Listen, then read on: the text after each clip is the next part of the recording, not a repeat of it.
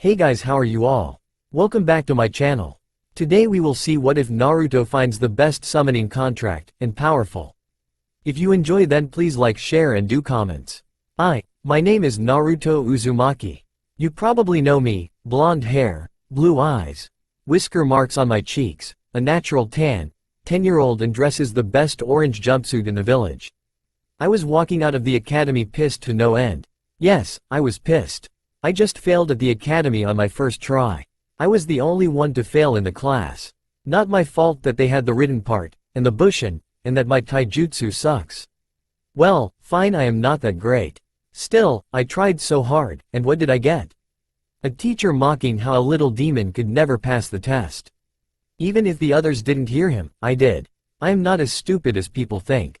I just hate history and such. If they ask things about techniques I would answer, even if I myself can't do any. But that doesn't mean I am dumb.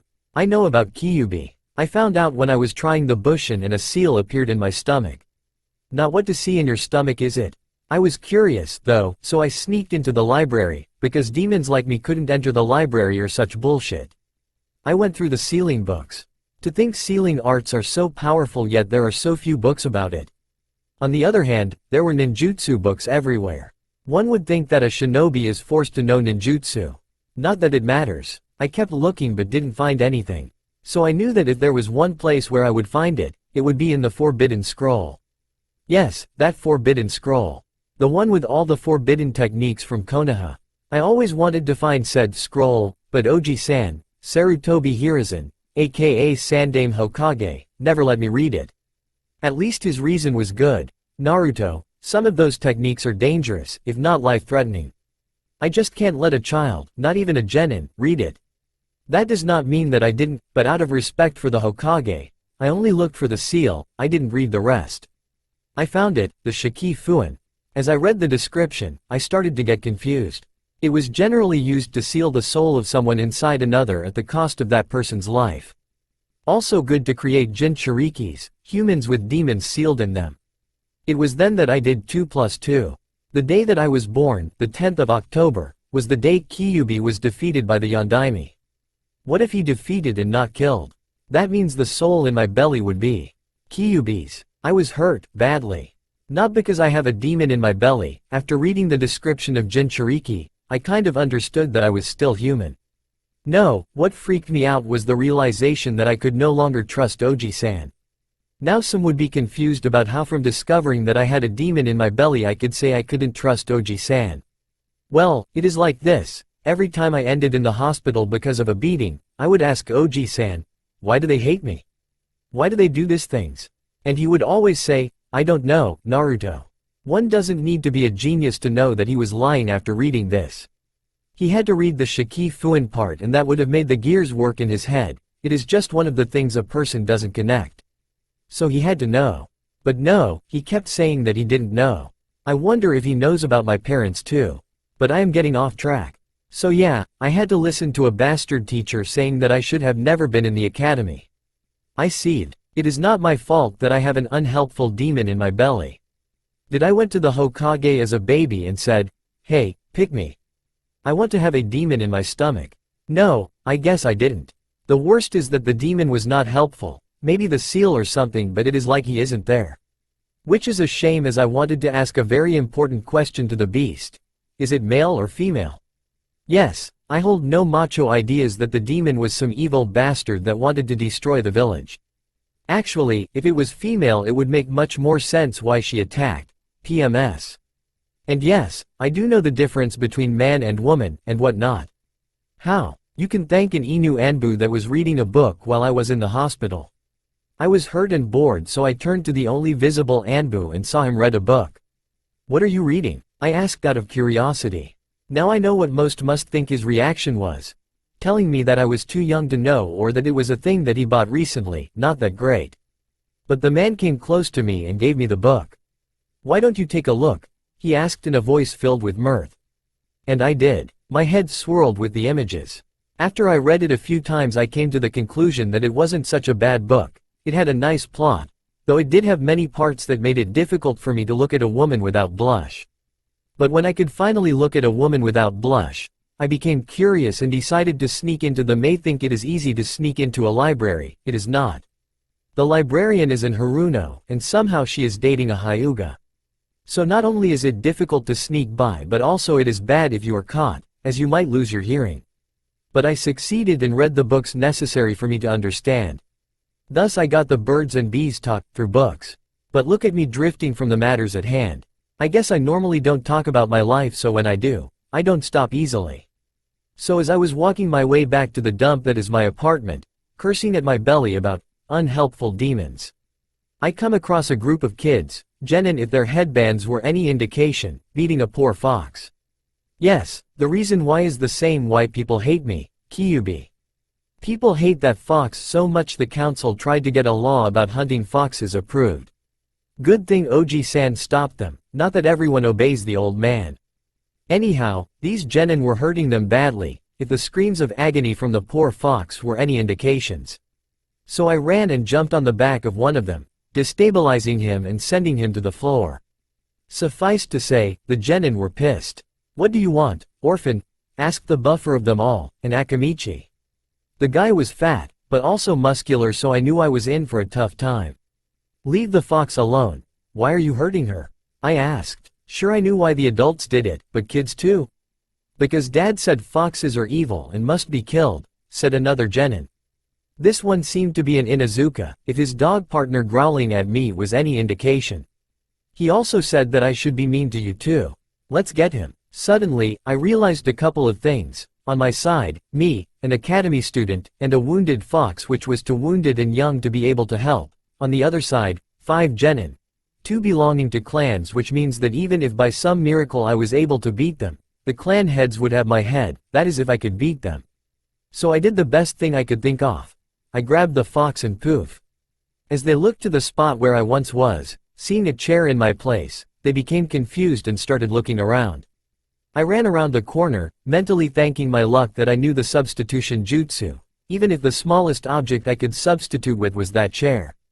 Doesn't matter, it worked. Or so I thought, until I saw them running after me. That is when I face-palmed. I forgot one of them was an Inuzuka.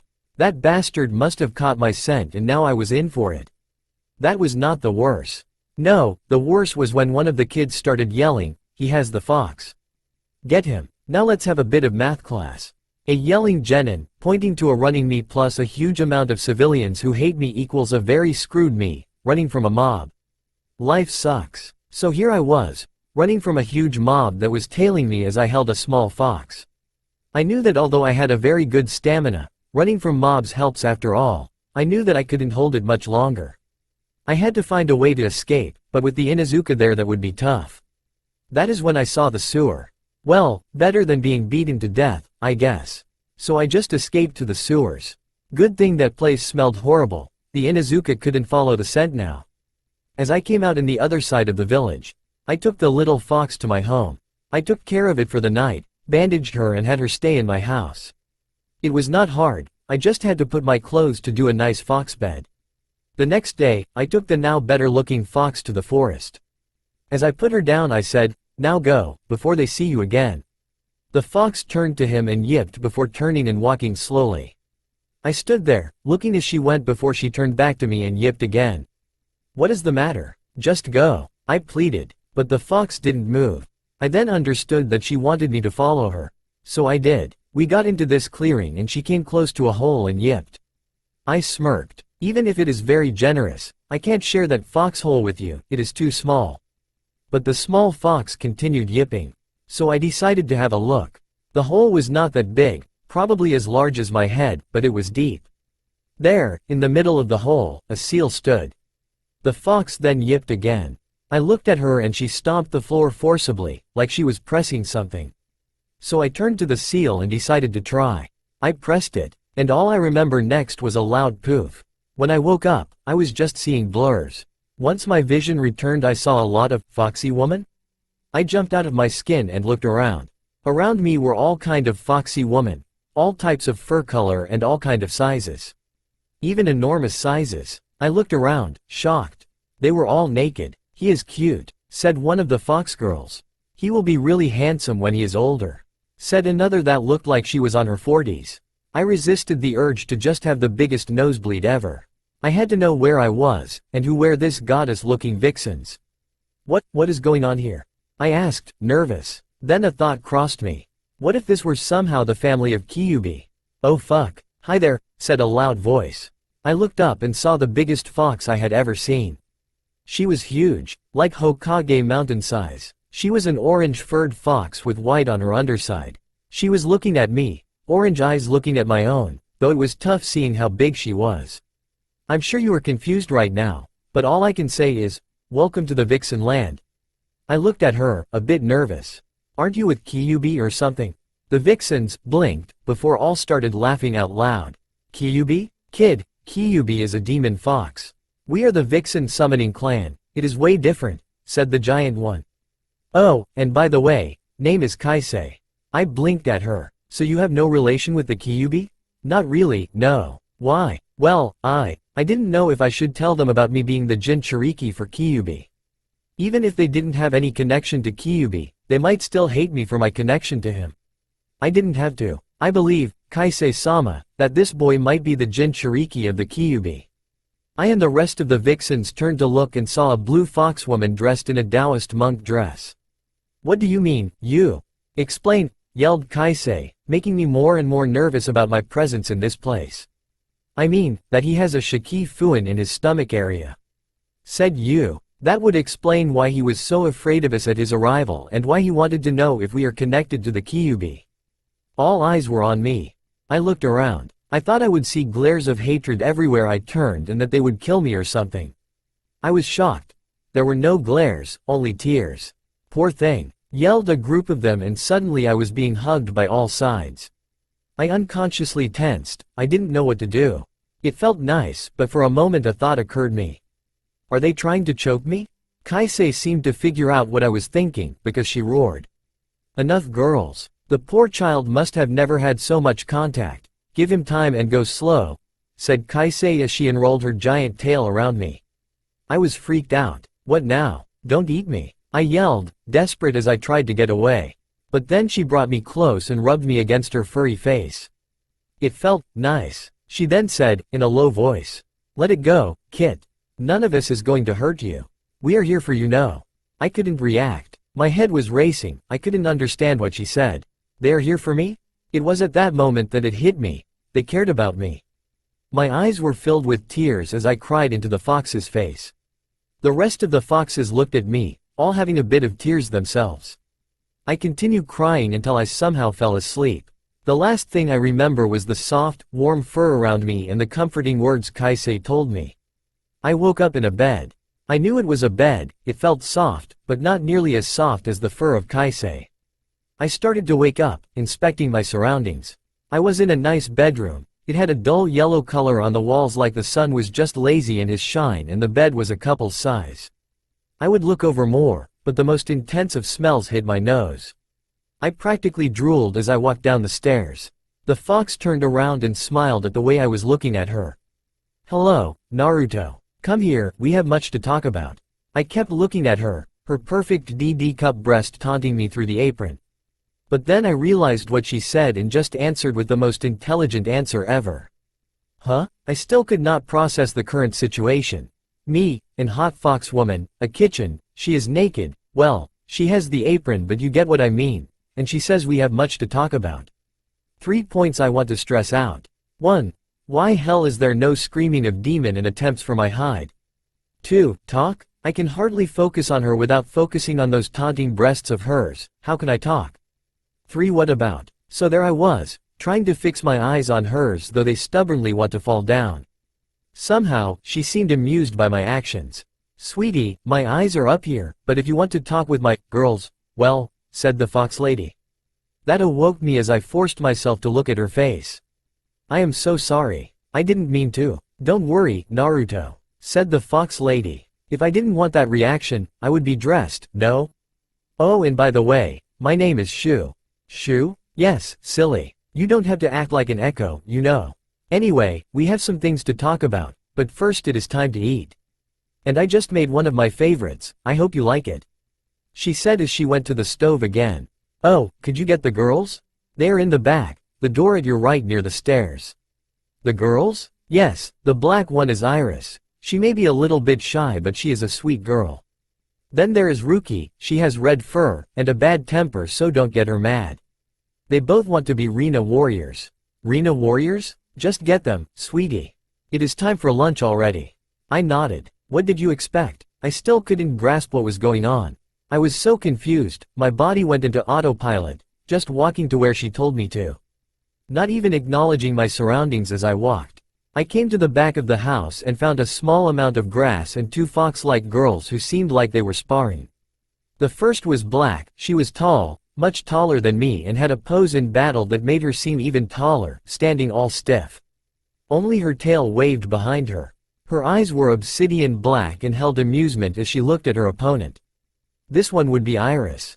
The second was a red-furred one, she was shorter than her, just as tall as me but she had a pineapple haircut orange in color. She was panting hard, holding herself in a squat position, her arms near her chest, her tail not moving. Her fur was all messy, showing that she was the one losing so far as Iris seemed like she wasn't even hurt.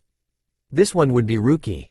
I gulped, thinking whether I should warn them that the food was on the table or if I should just let them continue. However, as I thought this, Ruki ran to Iris, jumping in the air and raising her knee. Iris crossed her arms in front of her face, not only defending the attack, but throwing Ruki out balance. She then ran towards her opponent and punched her in the gut.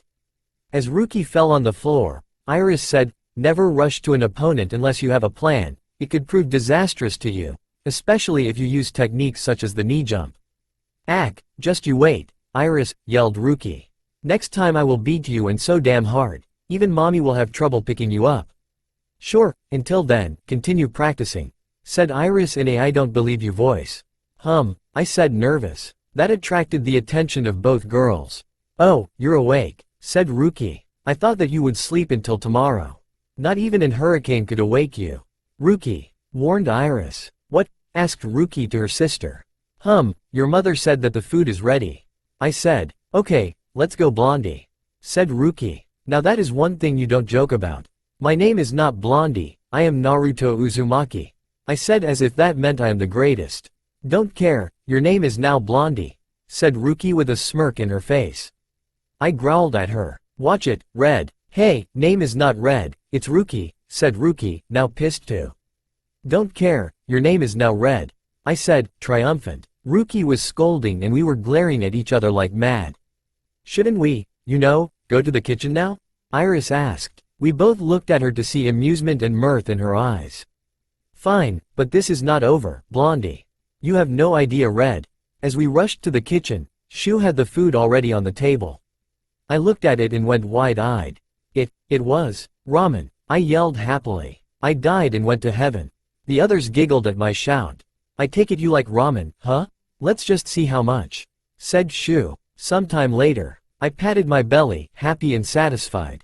The others looked at me in a mist of amusement, horror, mirth and shock.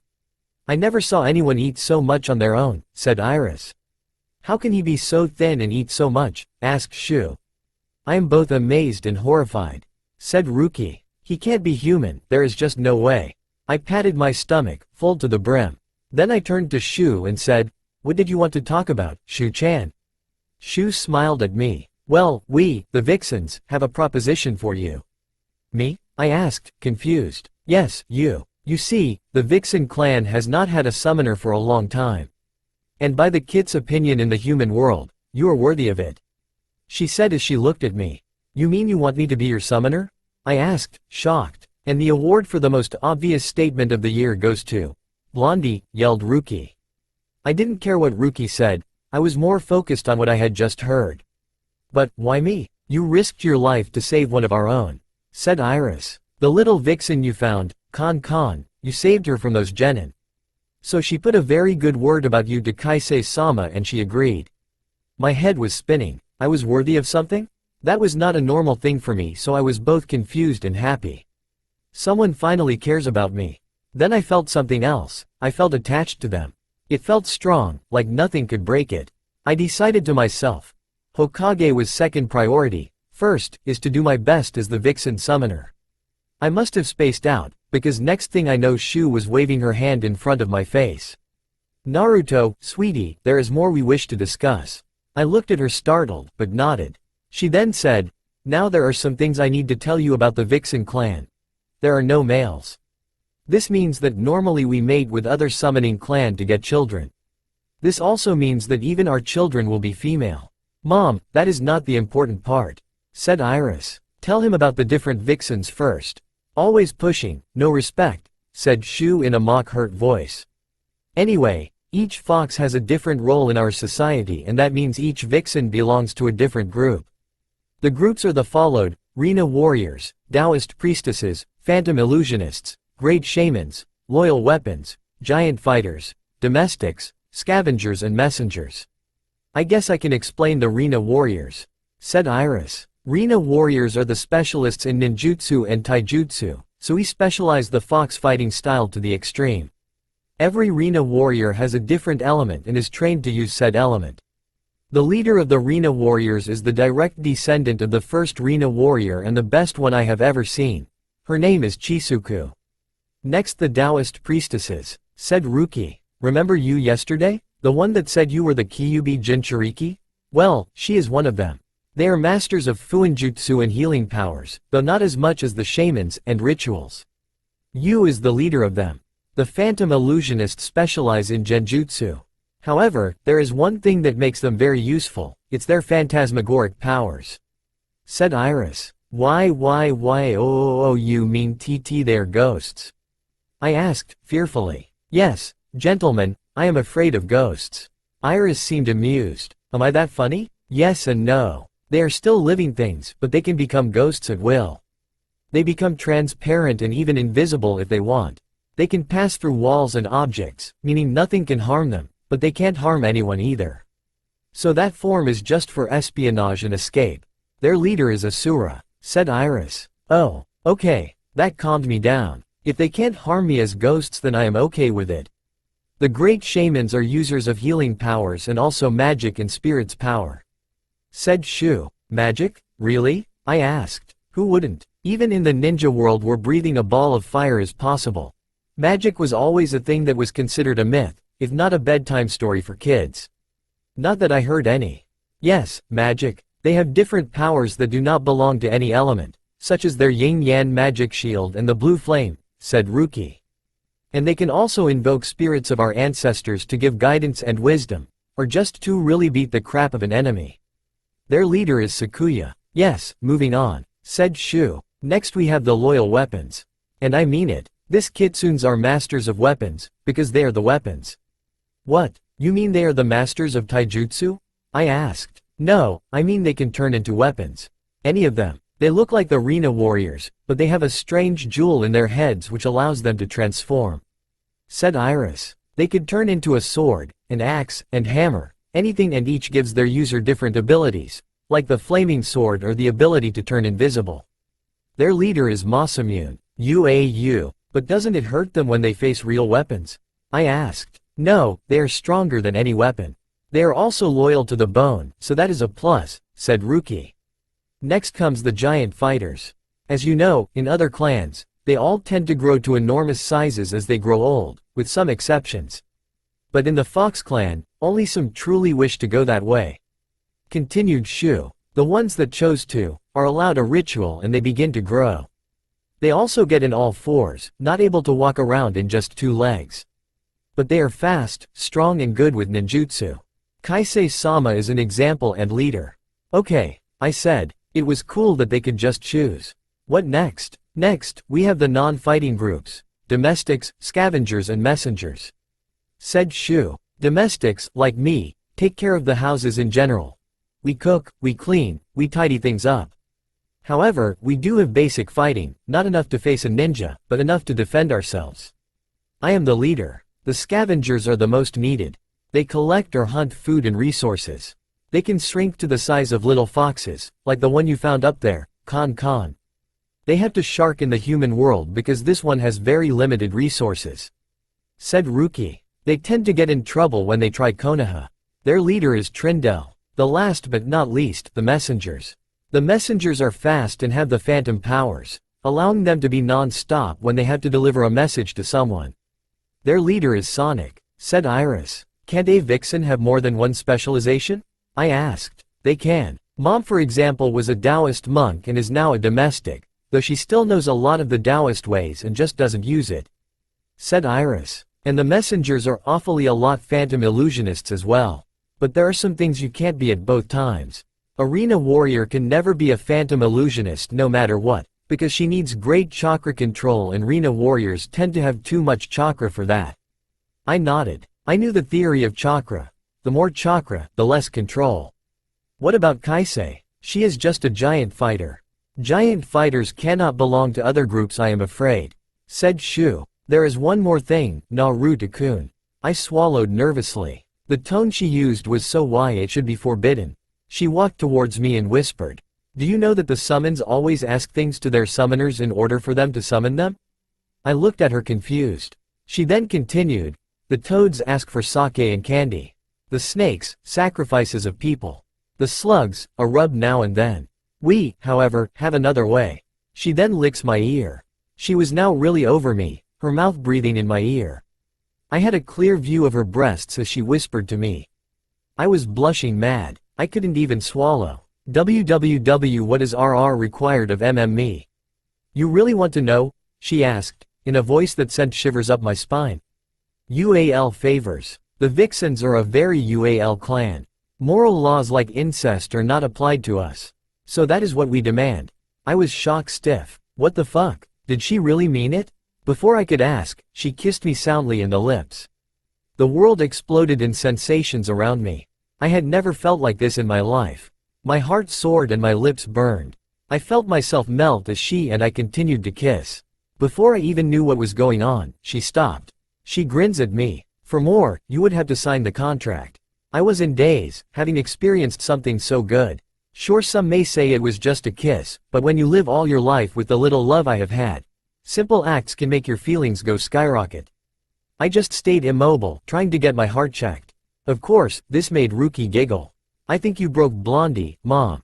I shook my head as I looked at Shu. Isis was giggling as well.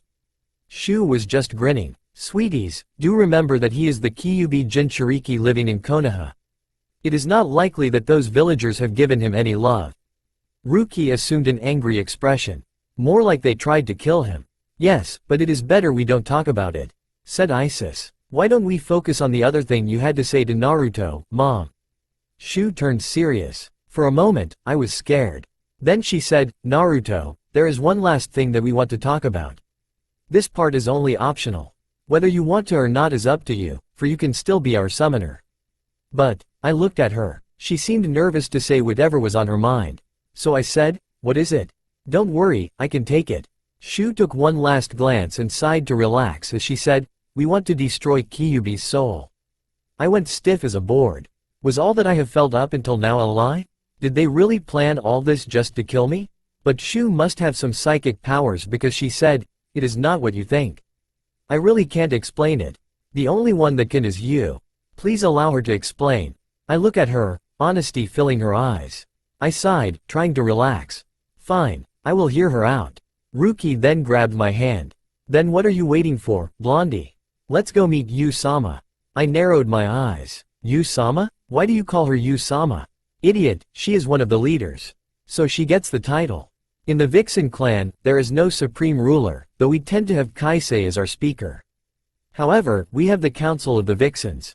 They are the ones that decide things, and only when there is a majority of the votes can a motion be approved.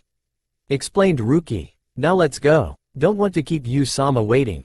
So I was dragged by my too much enthusiastic guide. As I walked around town, I felt at ease. There was no cold glare or hatred look on the Vixens. Some even had a hungry look, which it made me both excited and fearful. Can I really pleasure an entire clan? But then we came into what looked like a temple. Many there were praying in a language I didn't know of, nor did I really care. I was dragged to the fox I remembered as Yu. She was chanting something with her eyes closed. She wore the same clothes of yesterday, or were they just the same type? I couldn't tell. She had an E-cup breasts and a very generous ass. Yu-sama, we brought him, said Ruki. Iris and Shu just shook their heads at the red vixen. Yu stopped her chant. She then opened her eyes and smirked. Is that the way you talk to your grandma, Ruki? Don't really care, I just brought Blondie, as you required. He is really freaked out, you know, said Ruki. Just one day, and you are already nicknaming him? You better not thinking of marking him as your own. He is the clan's summoner after all, said Yu. Both me and Ruki blushed. But only then did I realize one thing. You're her grandma? You look like you are Shu's sister. Yu smirked. I do, but she is actually my daughter. And before you deny it, I know very well what I gave birth to. The vixens age differently than humans.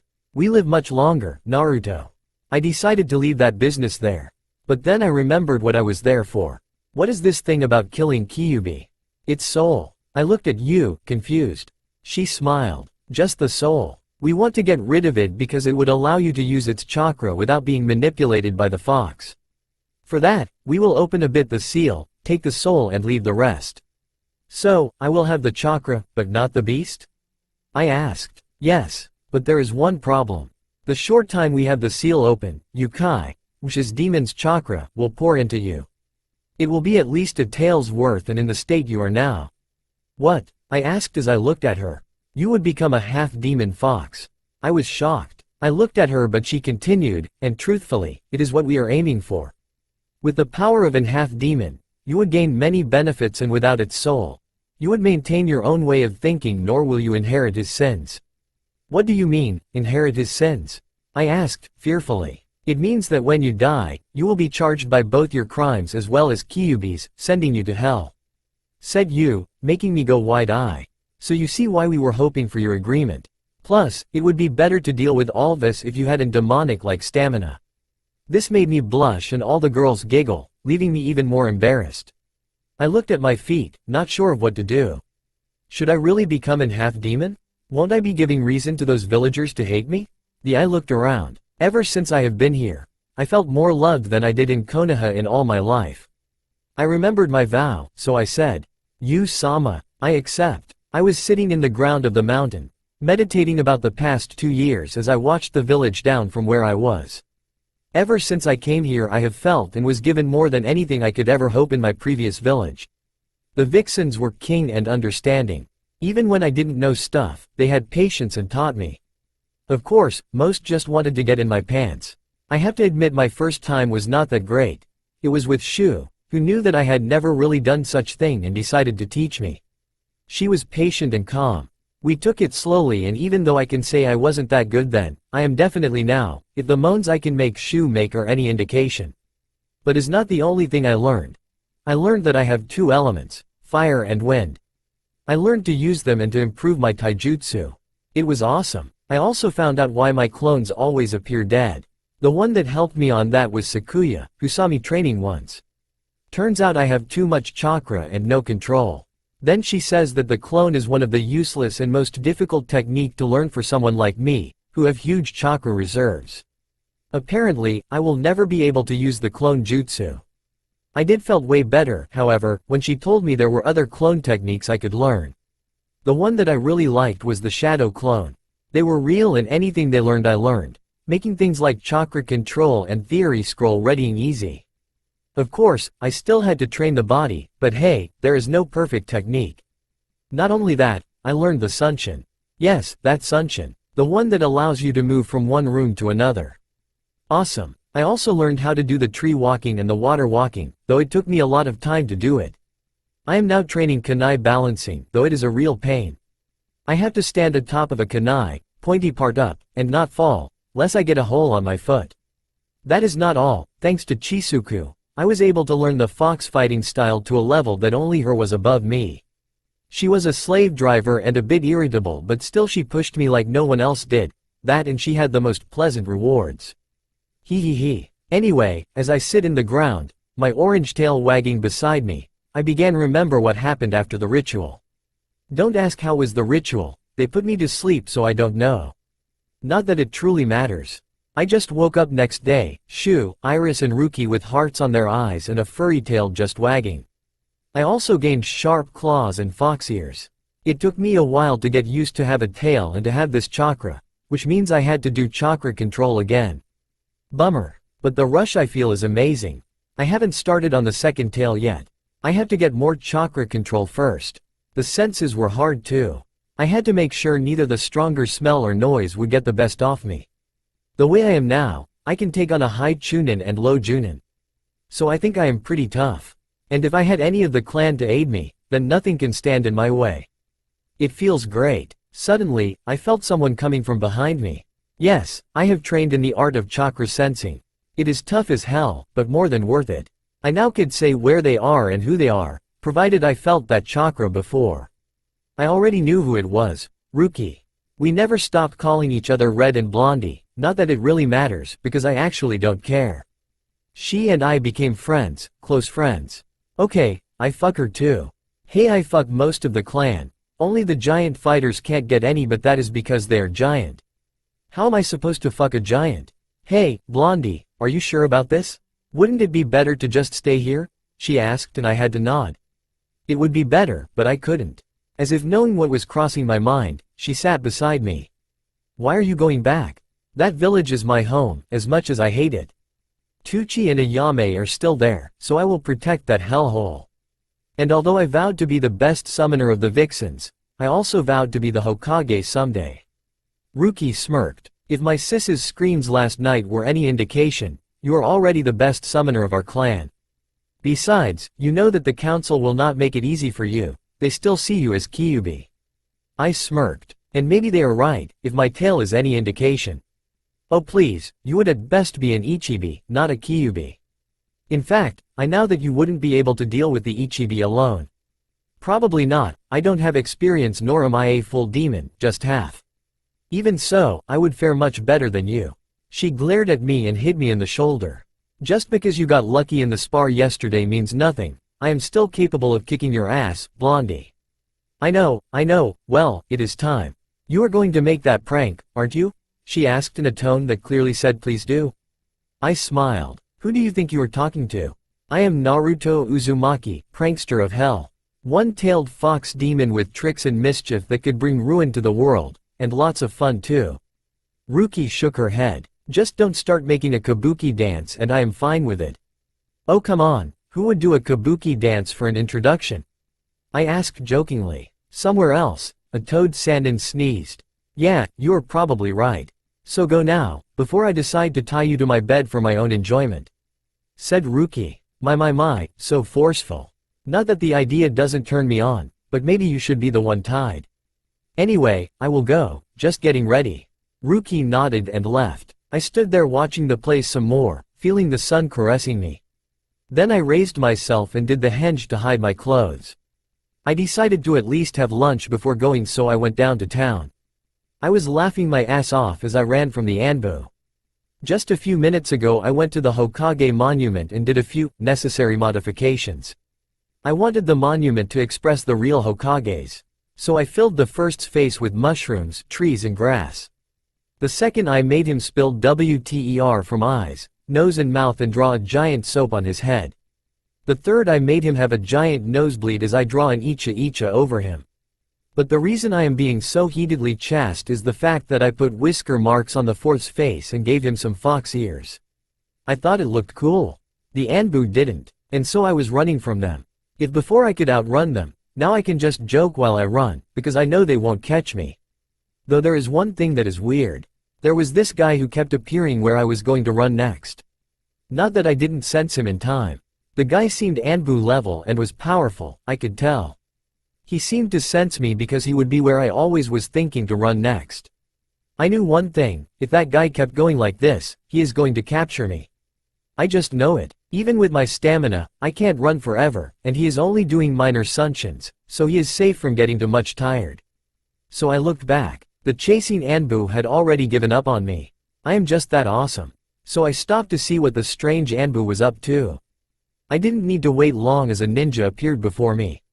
I was shocked. The guy was a fucking chunin. How the hell did this guy kept up with me?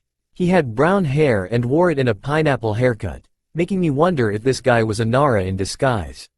He had a huge scar in his nose and his eyes were filled with anger.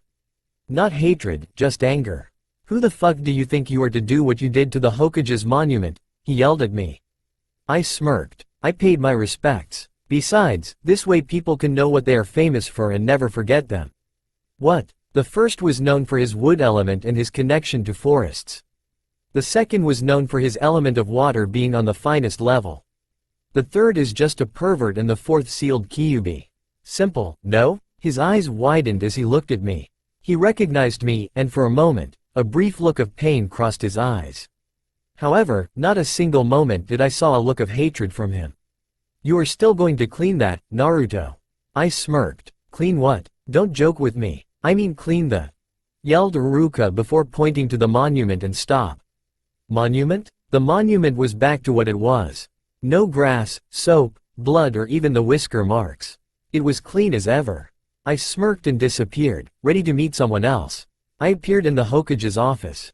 The man hadn't noticed me yet, busy readying his icha-icha. I smirked as I came closer and looked over his shoulder to the book. Tisk. Reality beats any book, Oji-san. Take it from me. I saw as the Hokage flipped over the table, battle ready with his war armor on and already preparing a jutsu. When he saw me, however, he was shocked. Nah, Naruto? The one and only. Oh, and if anybody asks, I did paint the Hokage's monument.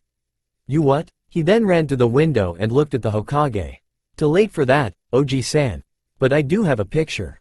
Here, I gave him the picture which had the view from the top of the Hokage tower. I personally like yours better. It is more truthful and believable. I saw as he got embarrassed by what I have done to his image. Always the same prankster. He then looked at me. But where were you? You have been gone for 2 years. Yeah, cut the crap and just let me give me a paper so I can go to the genin exams. Unless you ill-instate me as a Junin already. He narrowed his eyes. Don't change the subject, Naruto. Just tell me where you have been. I narrowed my eyes too. Fine, tell me why I am so hated. I crossed my arms as I looked at him. He seemed to gulp down. I don't know, Naruto, Bullshit. You knew I am the Kyuubi Jinchuriki, and up until now, including now, you still lie to me. He paled as he looked at me. Yeah, I know about it, big shit. How can I trust you if you don't trust me? Sorry, old man, but you lost my respect. So just enroll me in the academy and I might let you have a peek at my new powers. Trust me, I am going to be Rookie of the Year in no time. He took a few breaths to calm down his racing heart. He then said, Look, Naruto, I did what I thought was the... He then saw that I was not there for talk. Fine. He then went to his table and grabbed a paper. Sign here. I grabbed the paper and read it. Sarutobi looked at me surprised. What? I asked. I can't just sign something without knowing what it contains. I am not that dumb. Sarutobi looked hurt that I wouldn't trust him, but I didn't care at the moment. I would deal with this later. I signed the paper. There, when is the genin exam? Tomorrow, in the academy. Please don't be late, I said. Don't worry, not only I won't be late, I will pass as Rookie of the Year. Didn't I told you this? I am much more powerful than you think. Then again, you though I was too weak to know I have a fox demon in my belly. And with that, I disappeared. This time, my home was the destination. Which made me sigh at the sight of it. The place was ran down. It was completely and utterly destroyed. The walls were filled with holes and the little furniture I had before was now completely broken. Even the bed was unusable. I knew I would not sleep there. Fortunately, I wasn't going to. Just hope Yu-chan is right about this, I said as I came closer to one of the walls in my bedroom. Here goes. I took a seal tag from my pouch and stuck it in the wall. The seal shined before a hole appeared in its place. On the other side was my old bedroom in the Vixen realm. There was Yu-chan, Shu-chan and Sakuya-chan. Sakuya-chan is a bomb. She is a wide gray furred fox with yellow armor that only covers her chest, ankles, knees, elbows, hands and head, where the armor had a crown appearance. Her golden staff stood in her hand, the top having a huge ring, with 6 smaller rings in it, 3 on each side of the ring, making a metallic sound every time she hits the floor with the staff. Her eyes are golden and her smirk is unmatched. Her E-cup breasts are firm as hell and she is a back entrance lover, and after the first night with her, so am I. They entered my home and we're all disgusted with its appearance.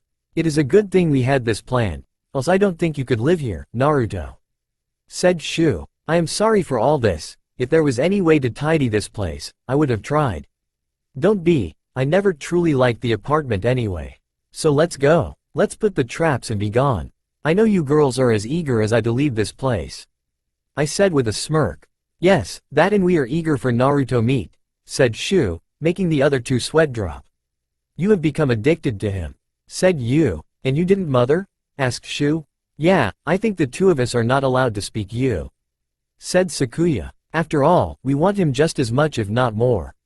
Yes, but we keep that desire in check. My daughter doesn't seem to have learned that lesson, said Yu. Girls, I can handle all of you, you know this, I said with a smirk. One that was matched by the girls. Very well, but first, the traps, said Yu as she took a giant brush from her clothes. She then proceeded to write several seals on the walls and floor. There, now I need your blood, Naruto. What for? So that the seals recognize you and don't attack you when you enter here, said Yu. I made a cut in my palm and extended it to Yu. She took my hand and walked me to a seal she had put near the door. She then rubbed my bloody hand in the seal. There, it is done. Your turn, Sakuya. Okay, yelled Sakuya as she then hit the floor with her staff. The rings hitting each other made a distinct sound as everything seemed to freeze in time. Then she tensed her muscles as a gust of wind appeared from the ground below her. She then yelled, "Summon Spirit Guardian." Various fox spirits of different colors appeared around her, each going for a different corner of the house. Once done, they became invisible. This should take care of any survivors of the seals, said Sakuya. And it is done. We should leave this place. I don't like the smell and it is filled with dust. We all nodded as we went through the hole in the hall. I smirked as I saw the butts of those three girls.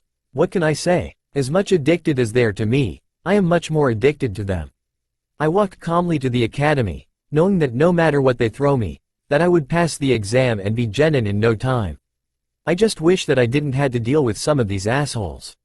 In my way to the academy, I was attacked 3 times. In those 3, I beat the shit out of my attackers, whether civilians or ninja. Then Anbu come to arrest me. I shunshined to another place and continue on my journey. It was getting rather old and I wouldn't be surprised if once I reach home I found some dead bodies of some obnoxious civilians who decided to break what I have left. Good luck with that. It was getting rather stupid. They would yell demon and other insults and then attack. Well, I don't care anymore and they can't really do anything without proof. So I kept walking, albeit a little bit wobbly. After all, the foursome didn't stop until high time in the morning, when neither the girls nor I could really move. I had to take a chakra pill just so I could leave bed and restorative pills so that I could do the test. Damn horny vixens. Not that I am complaining. Who wouldn't have done the same, save for gay people, Jiraiya and Sarutobi because of immediate nosebleed and jerks. Any man that is a man, with the sight of 3 eager and horny girls, would have stayed all night and morning pleasing them. Anyhow, I had reached the academy.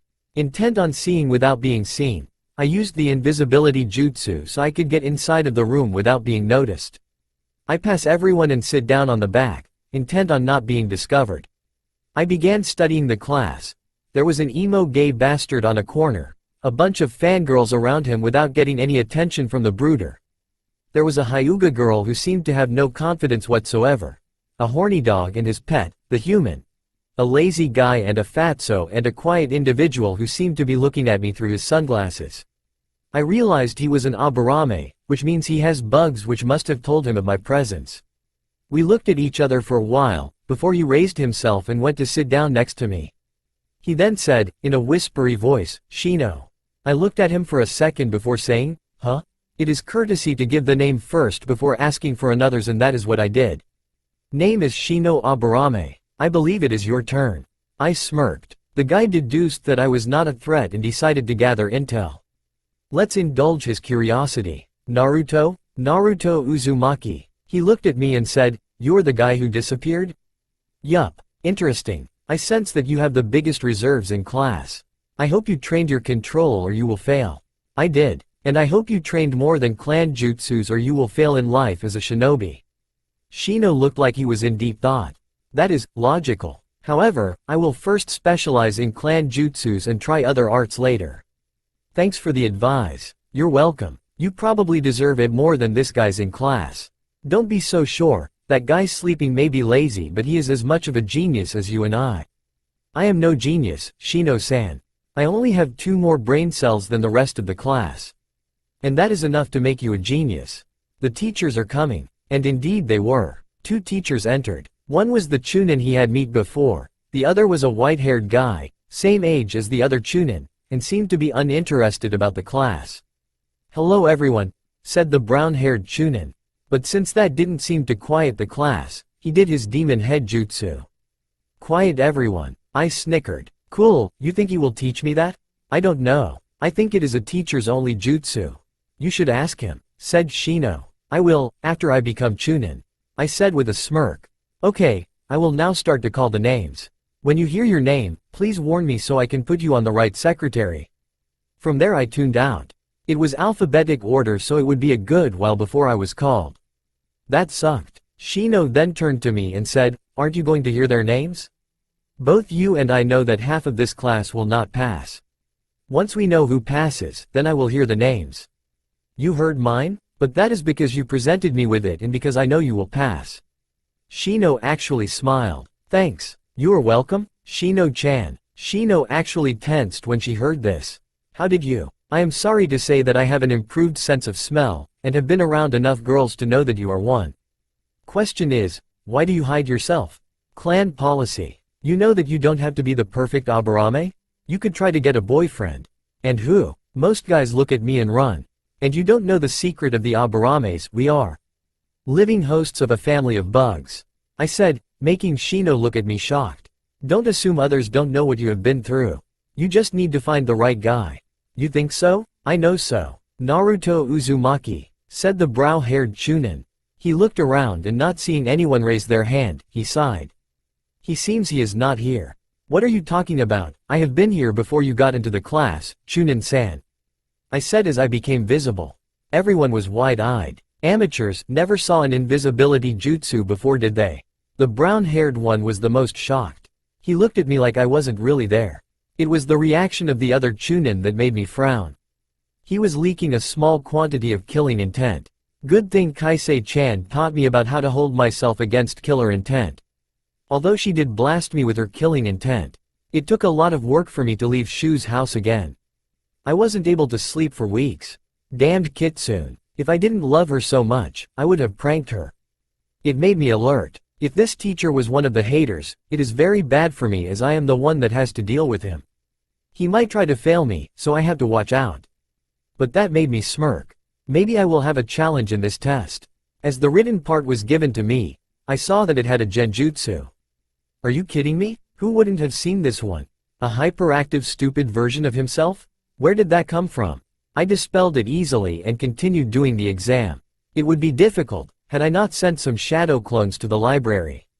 It was fairly easy. After that, Iruka sent us outside for the next 2 parts, kunai throwing and taijutsu. I just knew that this was going to be easy. The kunai throwing was basically use 10 kunai and throw them into a 3. Easy peasy. I saw other kids throw. Most of the fangirls couldn't get more than 3 or 4 hits. The lazy got 5, the fat 2. Some pinky girl got 6 and so did a certain blonde girl. Shino got 7, so did Dogboy. The Hyuga girl got 8 in the glare of all the fangirls. Finally, the brooder got 9. I walked to my place and was about to grab my kunai when I remembered something. Oh, right, the bet. The teachers looked at me weirdly. Then I took a piece of cloth from my pocket and tied it around my eyes. Everyone was shocked as I did so. Then I grabbed the kunais and smirking I made a turn, getting the wanted direction, towards the students. I could not see them, but the screeches and yells were enough to tell me they were freaked out. As I tuned out of their screams, I made some calculations. I turned to them, so the target is right behind me. Which means all I have to do is throw back the kunai and I should hit the target. You don't have to worry, guys. I will not miss. I snickered as that didn't give them any reassuring and was only making them more fearful. Then I threw them and heard it hit. I took the cloth and examined my work. 10 out of 10. Huh, I knew I would win that bet. I am just that awesome. Now Chisuku owns me one favor. And I think I know what I want. I yelled, Naruto baka, stop trying to act cool. You are nothing like Sasuke, yelled the pinky girl. I looked at her and saw what must be a pink-haired transvestite. She had no boobs whatsoever and had the hugest forehead ever. I could write my name many times in that forehead and still have room for more. I just had one thing to say. Sorry, I don't understand pink trolls. Speak English or Japanese, else get the hell out of my way. Sakura was shocked. How dare you? I know what you are, my mother told me. You are a demon, a good-for-nothing demon. Something snapped in me. I turned to look at her, leaking my demon-empowered killer intent that made the all-class sweat bullets. I knew that Sarutobi was watching me through the crystal globe. It is time for him to know that I will not fuck around. So I spoke. So the pinky bitch thinks she knows something. She thinks that because her mommy told her something, that it is true. Guess what, Pinky? I am no demon, but I would rather be than being tied to the same species as you. I just loved demon speech, makes scaring the crap of others so much easier. I then looked around and took my shirt, revealing the seal in my stomach. See this, Pinky? This is the Shiki Fuin, a seal that contains a demon. But not just any demon, I contain the Kyubi. I am the scroll that contains a sealed weapon, and that weapon can be the doom of the village. I am keeping the beast at bay every day, and I still have to deal with insignificant bitches like you. Call me a demon for all I care, just don't call me human. I have long lost hope on that species. And with that, I redressed. The class was silent, all ghostly white. Then two Anbu appeared. Naruto Uzumaki, you were called to meet the Hokage immediately. Said one of them. I am sorry, Anbu-san. I said in my normal tone. But I have a test to finish. I don't think you get it, kid, you must, the Anbu started, but I had no patience at the moment. No, you are the one that doesn't get it. I will not meet the old man until I have passed the exam, because if you guys stop me from doing it and I have to wait one more year, I am going to target you with pranks for that full year. Understood? The Anbu glared, but then left, probably to report to the Hokage. Not that I cared. I went with the others to the taijutsu part. Mizuki stood there and each student had a turn to fight him. Objective? Land more hits in the Chunin before time was up. Iruka was seeing the time and wrote on a paper the score based on how many hits they delivered and how many they took. I was bored in this part. Most students were pathetic in this.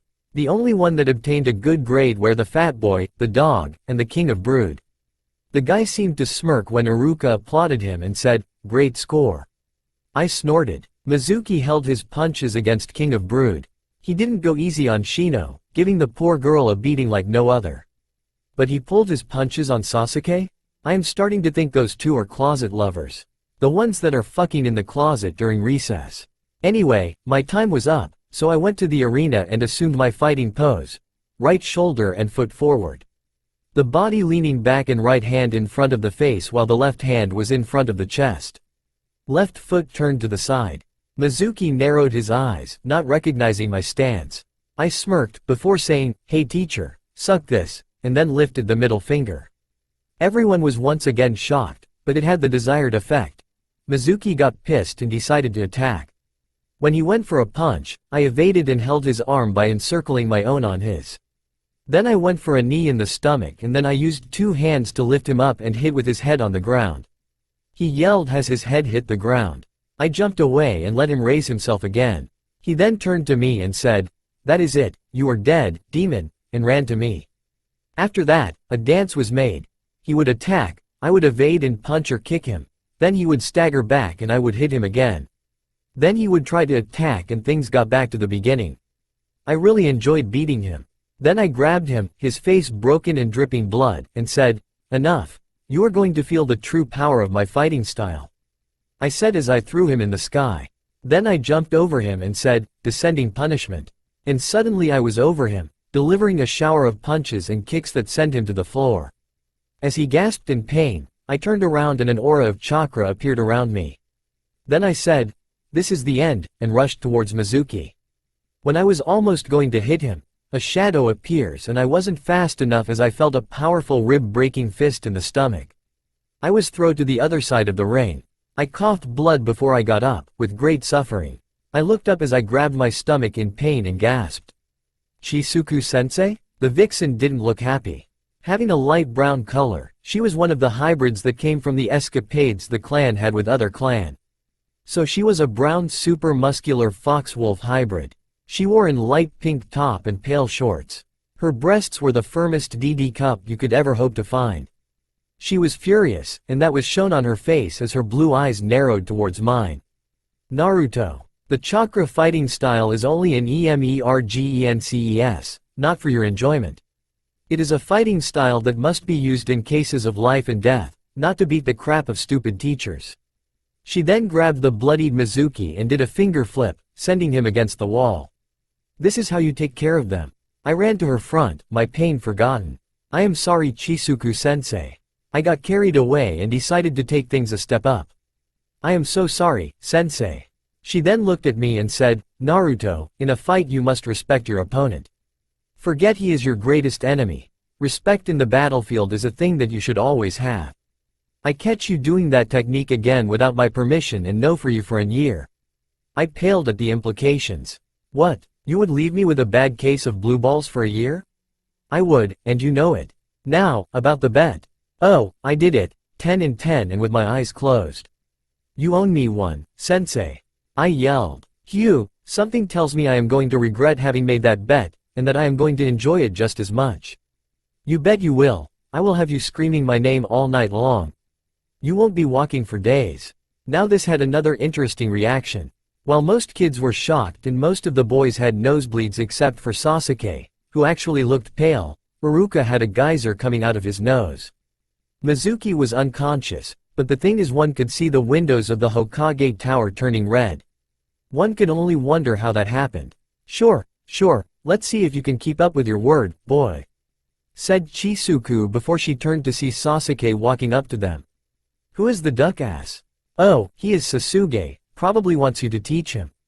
I answered, not liking the look on his face. You, teach me, yelled Sasuke. Chisuku laughed. Really, that is the best you can do? Naruto here grabbed my tail and wouldn't let go until I said yes. I blushed in embarrassment at remembering the first time I had asked Chisuku training.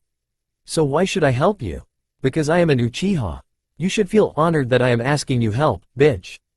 Time stopped. I gulped down as Chisuku closed her eyes. I started stepping back, this was not going to be good. Then killer intent filled the school grounds, so powerful that it made most of the academy people faint just from feeling it. The rest released the bowels if the scent was any indication. Even Sasuke was pale. Tell you what, kid, I hate your guts, so. She then disappeared in a burst of speed and punched Sasuke through a wall. She was about to follow when a group of Anbu appeared. Stop attacking Sasuke-san or you will be in, one said before he was silenced by a fist in his face. She punched the daylights of all of them.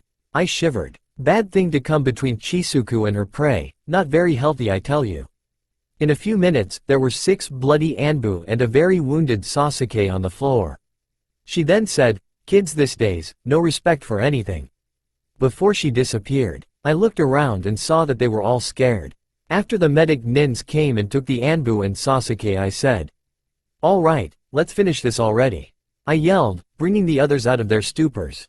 Then I looked at Mizuki, who everyone seemed to have forgotten, and suddenly a little branch appeared in my hand and I poked him with it. I think he is dead. This made everyone fall on the floor. Iruka then called a medical team and gave everyone the leave for lunch. It was time for ninjutsu part. I was actually looking forward to it. Turns out that it only requires the demonstration of henge, substitution and clone jutsu, though one could make an extra ninjutsu for extra credit. Most just did the normal requirements. Shino showed the bug clone, which was pretty cool. But really no one was doing the extra credit part because no one knew another ninjutsu. I knew why they were doing it, so Sasuke would get extra points. It was no secret that the little brooder had been training in fire jutsu, so everyone knew he was going for that. And I was right, he used the fire style, fireball jutsu. We had to go outside so that Mr. I'm an ass could show what he got. They put some training dummies and he destroyed 5 with his little jutsu. I started thinking to myself what to do to get an even better grade. A smile spread through my face as I got an idea. Just in time because I was being called to do the test now. So I put myself in front of Iruka and did the henge to turn into the 3rd Hokage, reading porn. Naughty Raini-chan. Hee. Iruka blushed like mad and yelled, Naruto. But as he was about to start a rant, the henge dispersed and so what the class saw was, the 4th Hokage. Yondaime? Asked Iruka and Mizuki, now recovered but still filled with ligaments. Most girls had hearts in their eyes and some of the students were looking in shock. I smirked, the guys still didn't notice that this was another henge. Time to have some fun. I have come to test the academy and I find it severely lacking. You are training ninja, not fangirls of a broody king.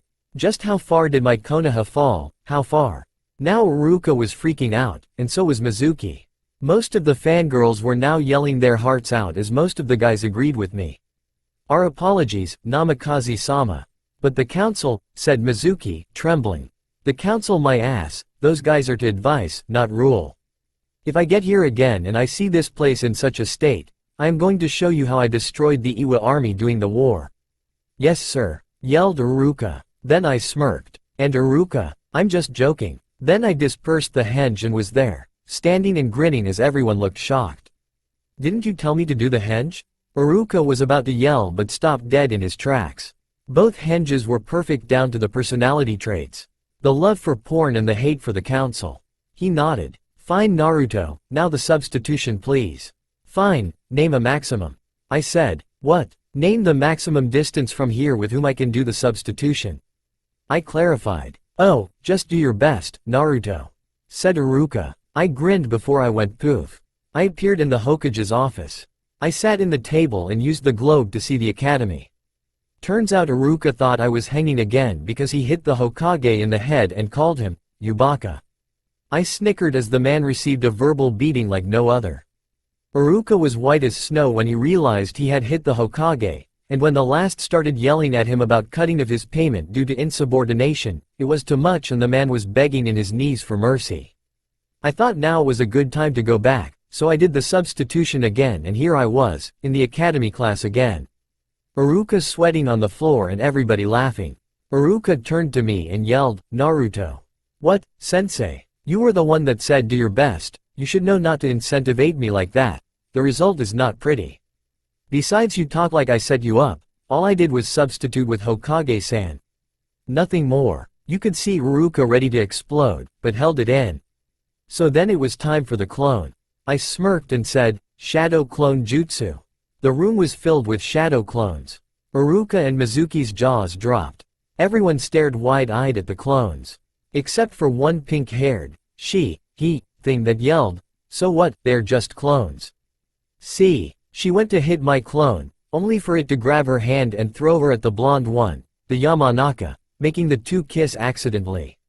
The room was filled with snickers and laugh as both girls spat their hearts out.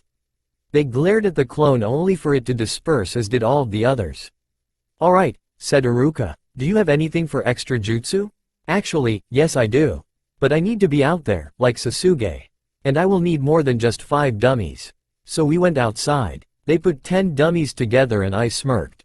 I need space. As everyone took a step back, I did some hand signs.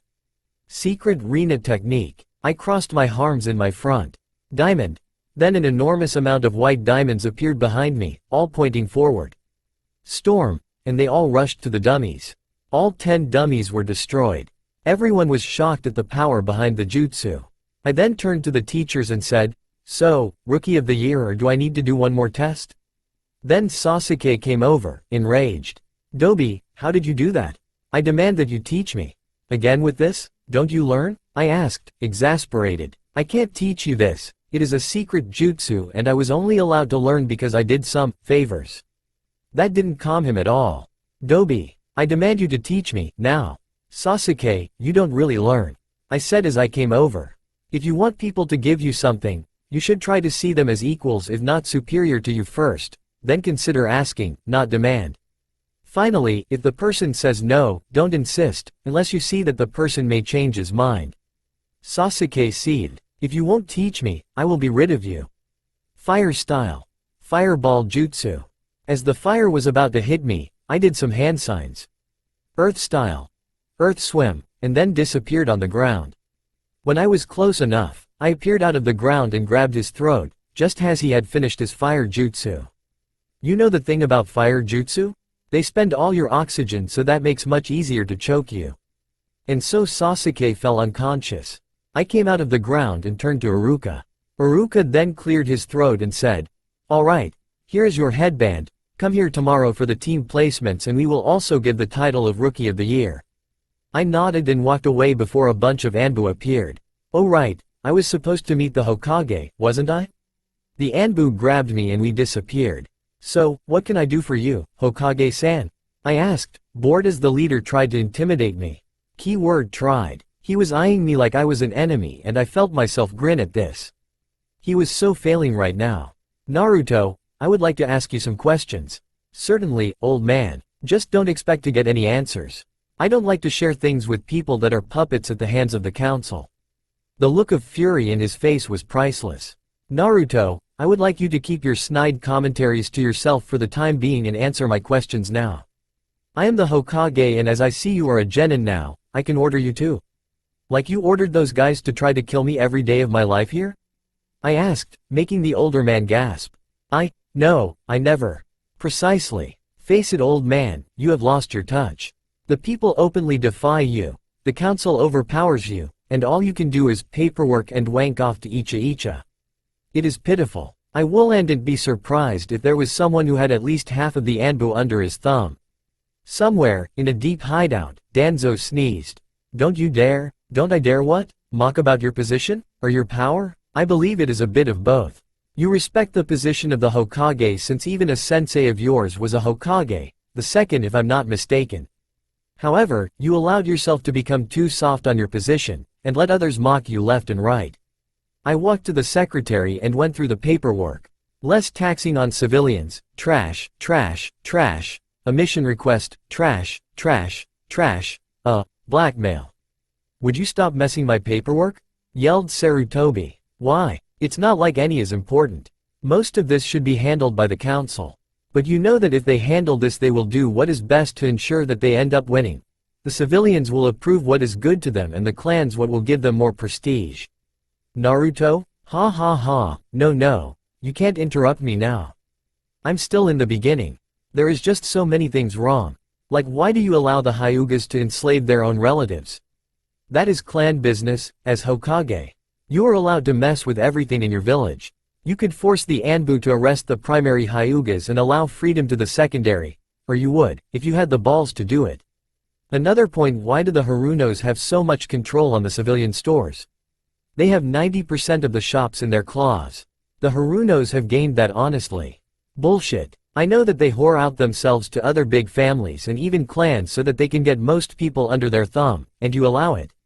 You let them have their little games and believe this is something other than what it is.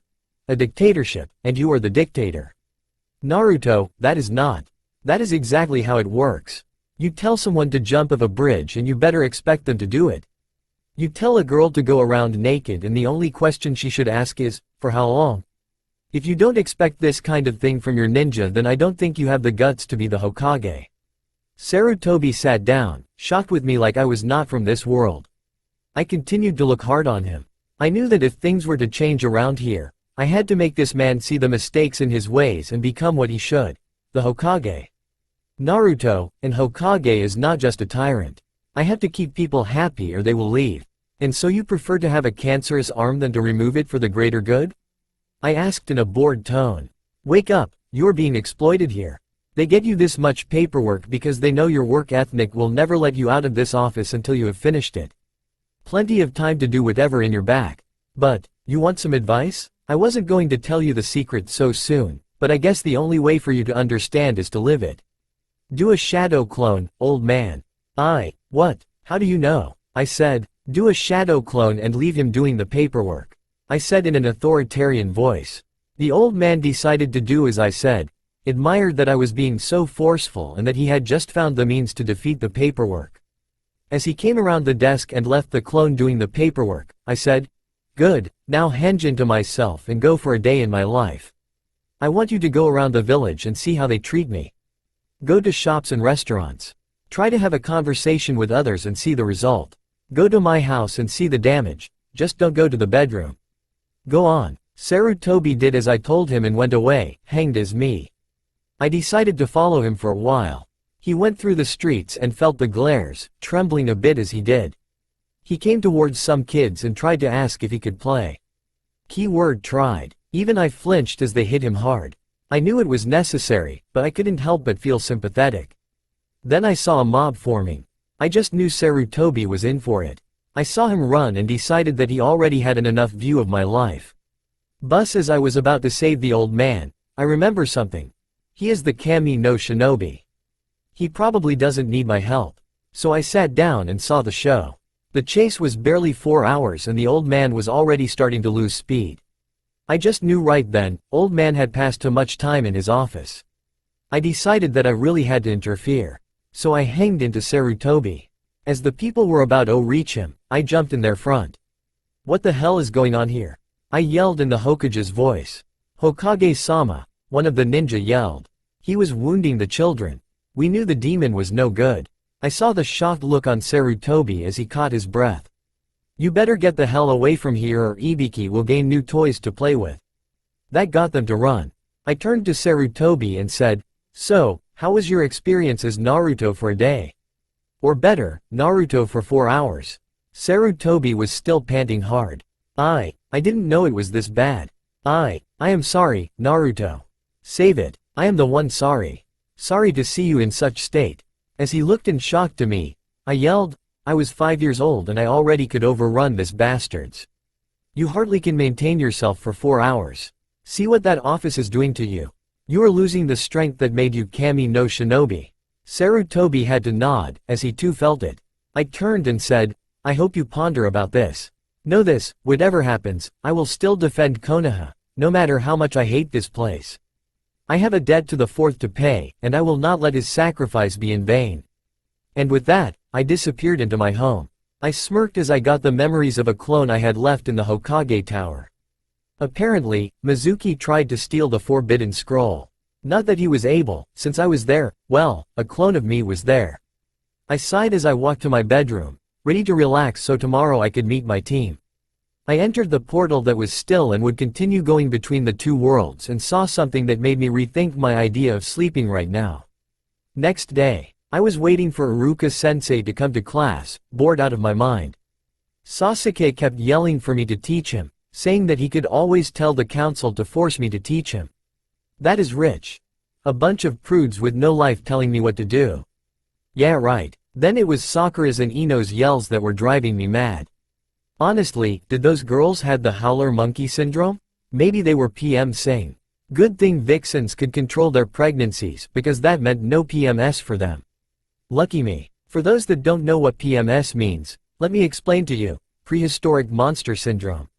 Every human woman has it once a month and it is a fatal time for a man.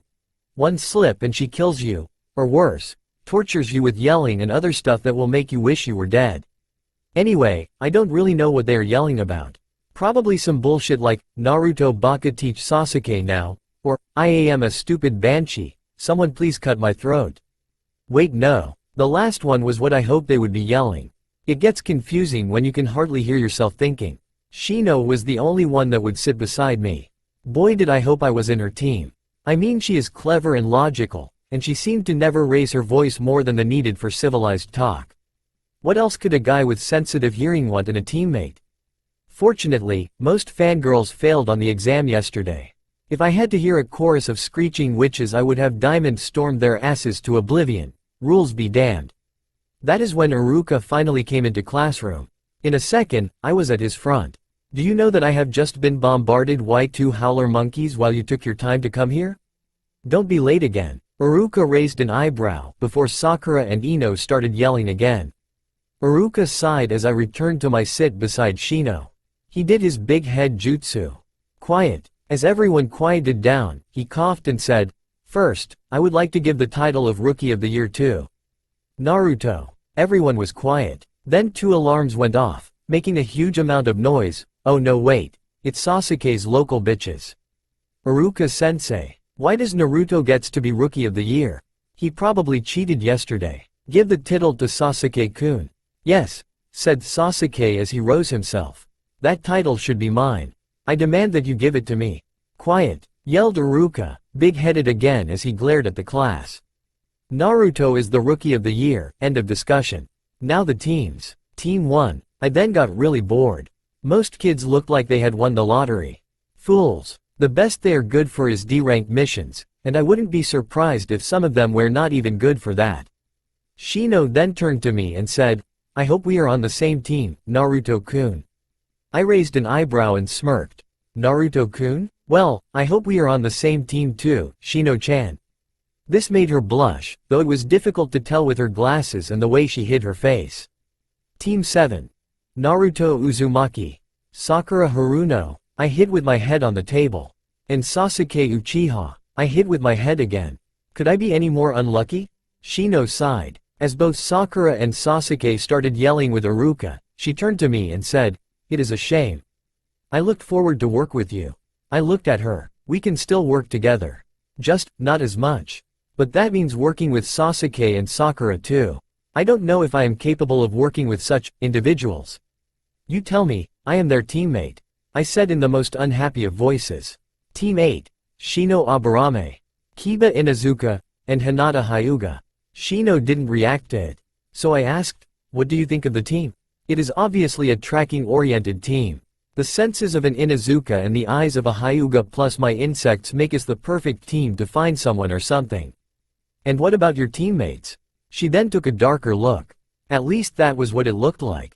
Kiba is a pervert, so I better kept pretending I am a boy for now, lest he tries to jump on me. Hinata is insecure and lacks confidence. All in all, my team is serious issues. I snorted. Join the club, we got jackets. Team 10 is Ino Yamanaka, Shikamaru Nara, and Choji Akamichi. No, fat guy and lazy ass? Why me? Yelled Ino, banging her head on the table. I really pity those two. I said as I looked at them. She is going to be more trouble than she is worth. Indeed, said Shino. You will wait here for your sensei. Now I hope you all good luck. And with that, Iruka left class. I turned to Shino and said, wanna play Go? Just as Shino was about to answer, the door slid open and there entered a red-eyed, black-haired female Junin with a very provoking dress. She looked around and yelled, Team 8, follow me. It seems the game will have to wait, said Shino as she raised herself. I decided to make the girl blush more and gave her a peck in the cheek. See you later, Shino-chan. Shino blushed madly before continuing to follow her teammates, leaving a smile on my face. A few hours later, I was sitting on the back, trying to ignore the glare of the only two present people on the classroom, Sasuke and Sakura, as I kept readying each tactics I had in my hand. Good thing I stole this book on my way to the academy, or this would be hell. I said it and I repeat it, nothing bets the real thing, but I wasn't going to summon a vixen in front of this too just to have. One would try to burn us both and the other would turn us death. So here I was, readying the book. I could feel Sakura coming close to me, but kept readying until she was close enough. What do you want, Banshee-san? Naruto Baka, you shouldn't be readying that, you pervert. She then tried to hit me in the head, only for me to substitute with Sasuke and continue readying. It was then that the door opened, and in came a Junin with gray hair defying hair that made me realize who this guy was. Inu. The same guy that introduced me to Icha. Oh, this was going to be fun. Right, he said as he saw the other two members of my team. My first impression of you guys is, I hate you. He then turned to me and said, except that kid, he has good taste in literature. I shrugged and said, reality beats the book, but it is a good book. I smiled. Oh, is that experience I hear in your tone? I guess you are different from those two.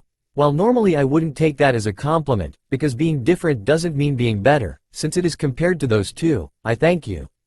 He chuckled. Well, met me in the roof, and with that he disappeared, and I did too. He looked shocked for a moment. Hokage-sama did say that you had abilities beyond genin, but I wouldn't have imagined that you knew the Sunshin. I grinned at him. I think all ninja should learn this trick. It is useful and fairly easy once you learn the trick. Besides, it gives us some moments of peace, Inu-san. I smiled. So you got me. I shouldn't be surprised. But when I am not an Anbu, I would like you to call me Kakashi or Sensei. It is not like I want others to know. Your hair kind of ruins that, you know. I said before changing to serious. I understand that the council wants you to train Sasuke, right? He looked shocked. Yes, Naruto. They have requested it. And are you going to do it? I may not have another choice. They threatened to disturb the tombs of old friends of mine. I gave a nod to that, understanding. That was one thing you should never use as a threat. I nodded. Just to warn you that I do my own training, so you don't have to worry much. It is Sakura that is going to feel it more, though I kind of wish that she dies on the first mission. Huh, but then you couldn't do the Chunin exams in advance of rank. Surely you can see that that would not be favorable for you," said Kakashi. "Point taken, I guess. I conceded. That doesn't mean I have to like it. Anyway, what should we do about her? I don't know. She may have training of her own. No, unless screaming and being a fangirl is part of kunoichi training." I feared as much. I guess we will have to go with it and see if she can perk up. I would like to ask you to help her. Out of question, I believe she hates me more than even I hate her. She believes I am the fox. Kakashi nodded at this. Soon, Sakura and Sasuke reached the roof. "What took you guys so long?" I asked jokingly. "Shut up, Naruto baka," yelled everyone's most hated banshee.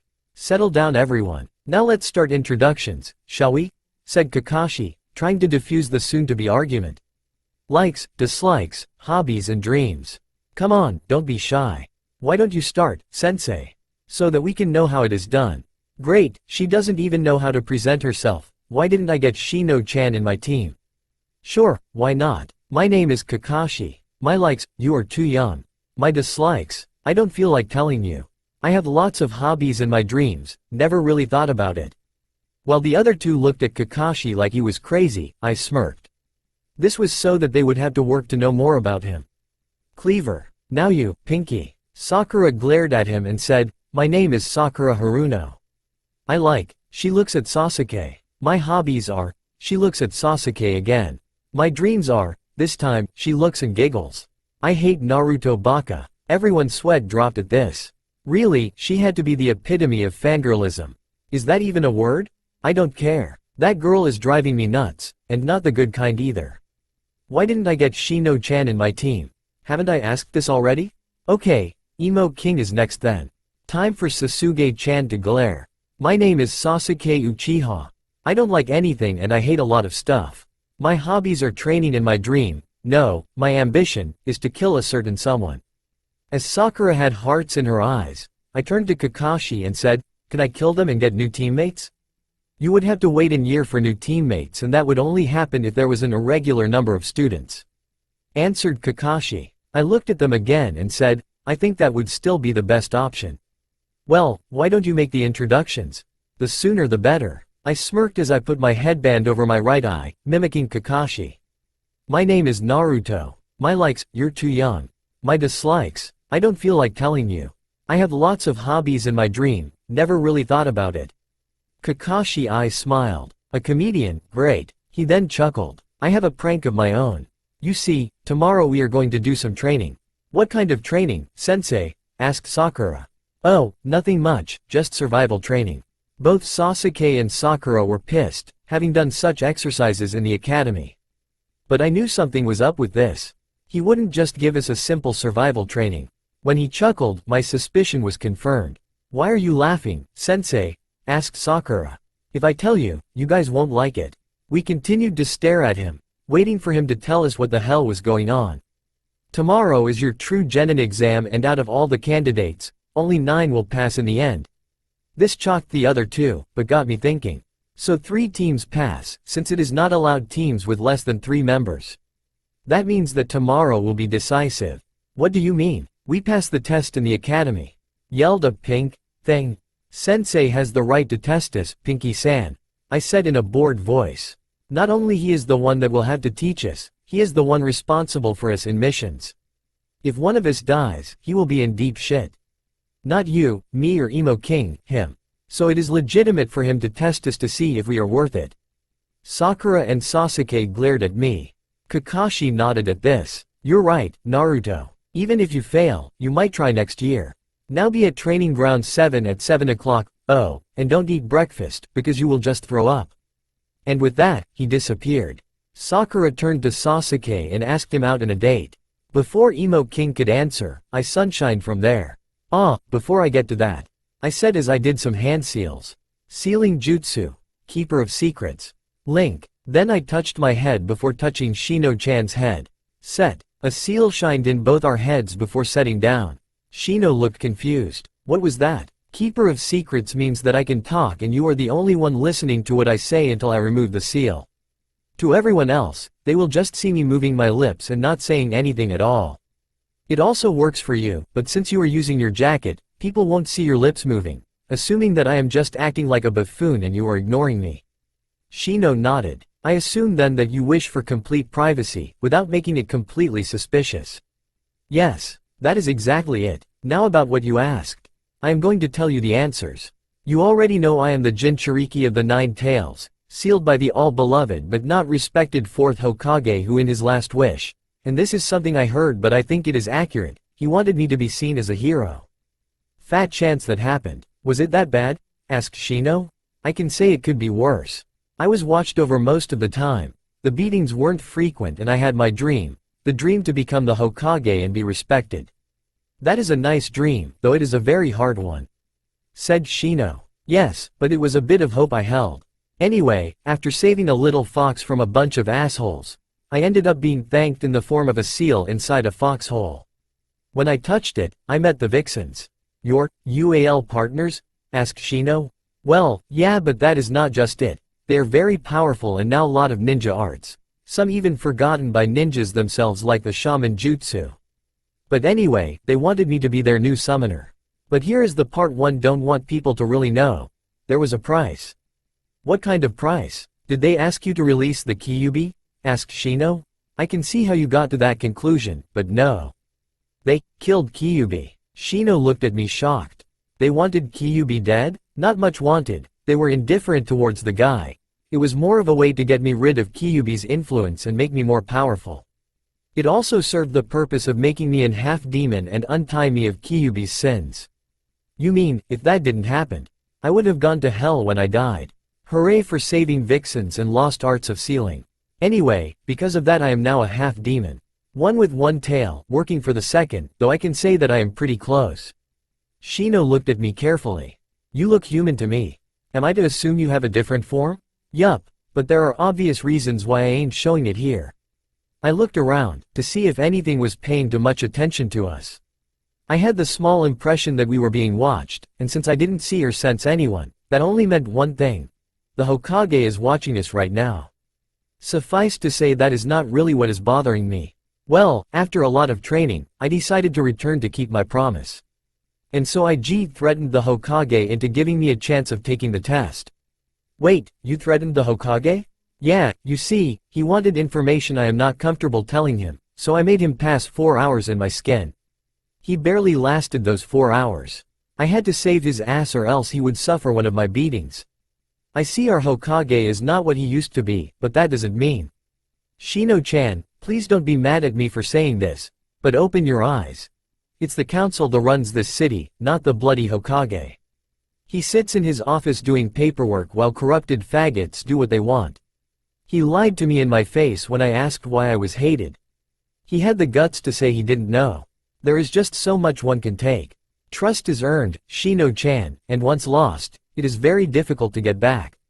Shino looked at me and nodded her head. I understand. Is that what is bothering you? No, it isn't. Actually what bothers me is kind of stupid. You see, we had the team test today. Teamwork was the theme, though my two brilliant partners didn't figure it out. Why? Did they really thought they could take on a Junin alone? They're just genin. Mark my words, Shino-chan, there are people out there who aren't even ninjas and could kill a cage. But in this case, you are right, they didn't stood a chance. Anyway, Kakashi got them tricked by saying I have 2 bells here. Those who have the bell by the end of the time, pass, the others go to the academy. They didn't really fell for that, did they? Asked Shino. They did. And when I tried to get them to work with me by sending clones to talk with them, they killed the clones. Moreover, none felt any remorse. It were Sakura words that bothered me. She said I was just a demon anyway, who cares about me? Shino kept looking and I was so into it I didn't stop. I realize, she is right. I am a demon, even if only half of it, but that is the part everybody sees. I felt bad. Is this the people I am going to protect? Is this the people I vowed to defend as their new Hokage? Moreover, did anybody cared in this village?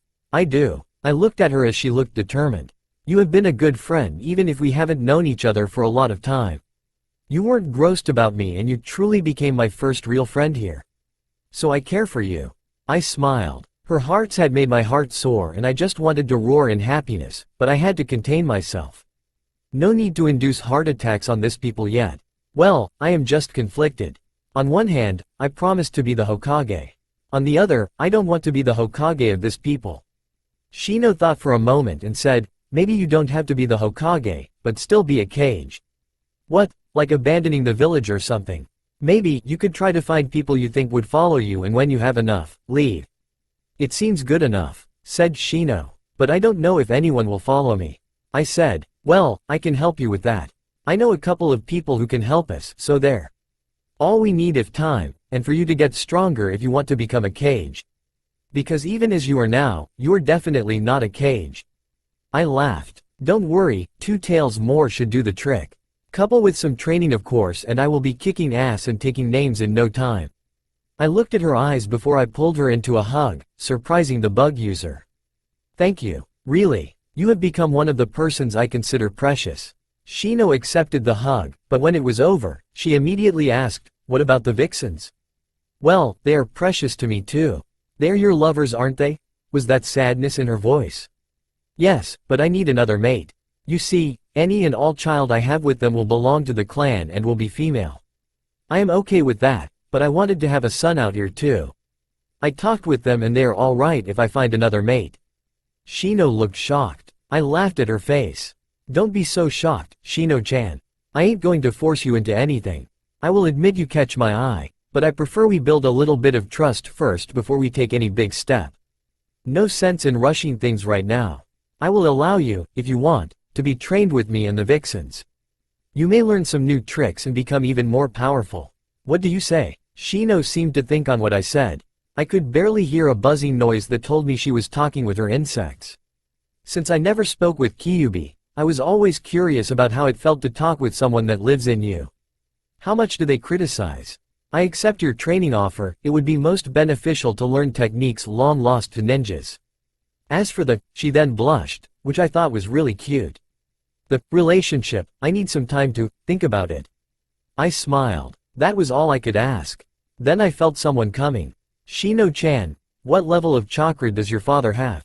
I would say Junin level. Why? Because I may have to take of the seal. He is coming. With that, I ended the link between the seals. Just in that moment, a older Aburame appeared. Shino, I was looking for you, said the monotone Aburame. Why, Otou-san? I almost gasped at how strict and monotonous Shino-chan sounded. Your training is finished already. Why aren't you at home? I was hanging out with a friend, Otou-san. It was then the older Aburame looked at me. He seemed to study me and I thought he was going to kill me at some point. However, he just replied, I see. It is good you are making friends, Shino. I thought that you would end up making Junin without a friend. I seems not. I said, she is a wonderful person. By the way, name is Naruto. He seemed shocked, and so was Shino. The man said, you know she is a girl? She hides us pretty well, but my nose is kinda like the Inuzuka's. I caught what she could never hide. I see. I hope you keep being a good friend to my daughter. Wouldn't do it any other way, I said with a smile. The older man nodded and left. He liked you, said Shino-chan. Really? I couldn't tell. He is hard to read. Yes, he is very good at keeping emotion hidden in public. He is actually quite a friendly person in the compound. I see. So tomorrow at 7? Shino-chan raised an eyebrow and I smiled. For training, I only have training at 11, so until then I am free. Besides, if you wish, I can present you to Chisuku-sensei. I will warn you, she is a slave driver. We parted ways. As we did, I had the biggest smile on my face. I had a new objective. Find those worthy of being saved and put them in a new village. For that I would have to work hard, but what in life comes without work? Maybe a headache. A few weeks later, I was bored. Scratch that. I was really reallybored.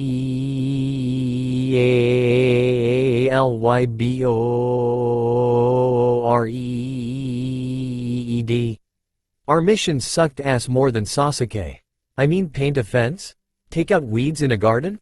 Walk the Inuzuka dogs? Why am I doing this useless missions with 2 dweebs? And Kakashi was right, he had to train Sasuke. Not that it mattered, the kid was arrogant and Kakashi could hardly teach him anything. Sakura stayed basically the same. Useless, screaming, useless, stupid, useless, bitchy, and did I mention useless? I didn't really cared. I finally obtained my second tail. I am Junin level now in demon form. More than that, I have been training like hell. Especially now I had a protege of sorts. Shino-chan was really a hard-working girl. She would come whenever she could and wouldn't leave until she couldn't anymore, and I had to carry her to her compound. Good thing Shino-chan explained why I had to bring her to her father, because for a moment the buzzing was really frightening. If I had to guess, she was a sure high genin in almost everything. Her greatest improvement were her learning of the shaman arts, which was both weird and cool. We have also started a relationship, though we have only really old hands and kissed. Well, we want to take things slow and I can't really expect her to be like my vixens, can I? Still, I have a great time knowing her, like I had no idea she was such a big fan of red bean soup. She almost eats as much as I do ramen, with more delicacy of course. Anyway, I am getting off track. So now we were trying to catch the devil known as Tora, the cat. I had to say he is impressive for a small cat. But I couldn't shake off that something was wrong. Its scent was demonic. I decided a little talk with this pussy-san was in order. So I decided to let my teammates try to tire out the cat first. They truly were pathetic. The cat was practically dancing in their front. Sasuke was panting hard and Sakura was gasping for air. The cat was distracted. Now, I jumped and got the cat before vanishing with Sunshin away from that place. I then did some hand seals. Sealing jutsu. Chamber of secrets. The area around turned into a huge black room with no doors. Seals all over the walls. It is time you reveal yourself, demon. I am the Arising Kyuubi, and I want to know who you are. What if I don't tell you, Kyuubi Gaki? Will you try to force me? The voice was male and harsh. No, since I don't know just how powerful and dangerous you are and I don't really want to make enemies with the first demon I meet. I see that you are smart. Well, since you went through all the trouble of setting this up, I might as well reveal myself. Said Tora before changing. He now stood nude, small and thin. He had two brown cat-like ears and tail, which added to his chibi-like looks made him look cute. His eyes were yellow and he smirked. Name is Tora as you know. I am a Neko demon descendant from Nibi herself, Kyuubi Gaki. You call me Gaki, yet you look far younger than I do. Am I to assume that you have lived more years than me? Maybe, after all, I was here since the time of the Naidame Hokage. So make the maths. Anyway, you seem respectful enough. Tell me how many tails have you secured already? 2, I am starting to work on the 3rd. Not bad for such a young Gaki. Thanks. So why are you making myself look like a domestic cat and make you poor genins go after me? At my nod, he smirked. Well, it was actually your Nidame's idea. You were friends with the Naidame? Yes, Gaki. I was. Anyway, he wanted to have a constant mission that even the weakest of genins could do. The answer was me. I was supposed to pretend to be a running away cat that the genins would chase for a mission, be as annoying as I could to get them pissed and make them work harder. So your job is to incentivize genins to work? I can see how we win with this situation, but what do you win? Well, even though my owner has the most tight bone-crushing hugs ever, I have to admit she has the best food in bed for me. At my incredulous look, he added, I can see you don't think much of this. Well, before I met the Naidame, I had to fend for myself, get my own food, try to find places I could sleep in and above all, fighting demons now and then. When you go from that to a life of glamour and luxury, you tend to agree with anything. I understand. So are there other demons around? Thinking of building an army or something? Tora said, with a smirk.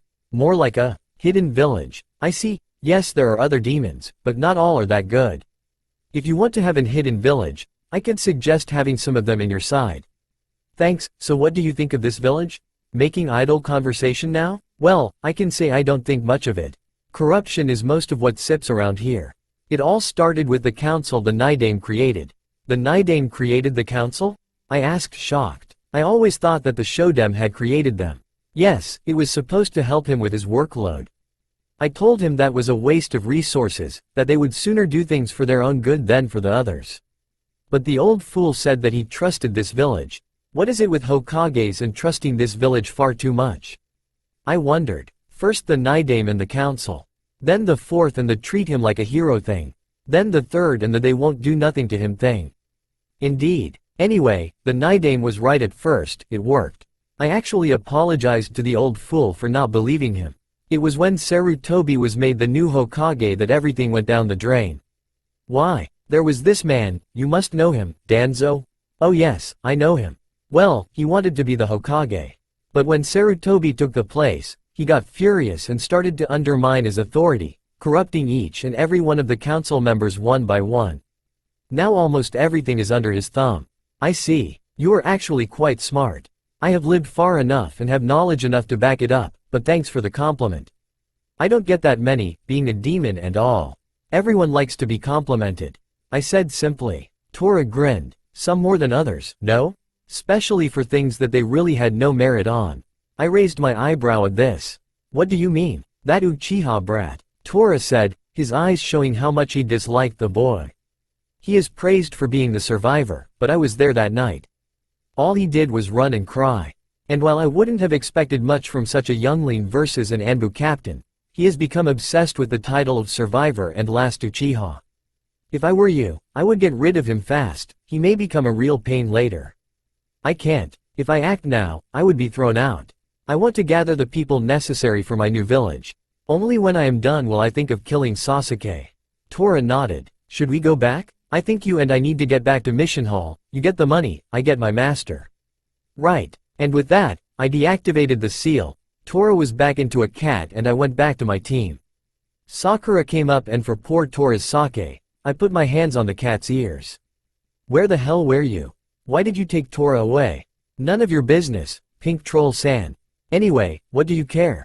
We have the cat, we can go get our payments so you can spend yours in useless things that won't make you any prettier and get a new mission, so let's go.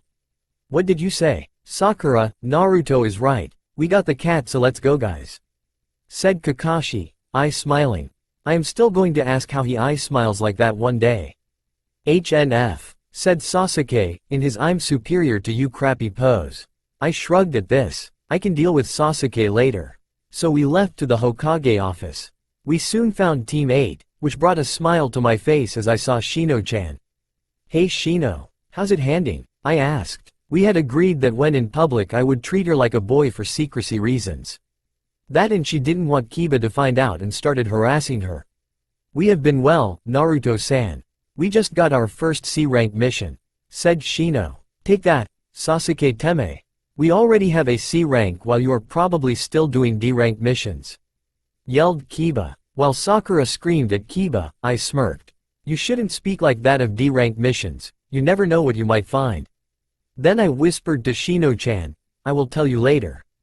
Shino nodded, maintaining the appearance of a typical Aburame. I swear at this point if someone was to look at Tora, he would see the biggest grin on his face at my words.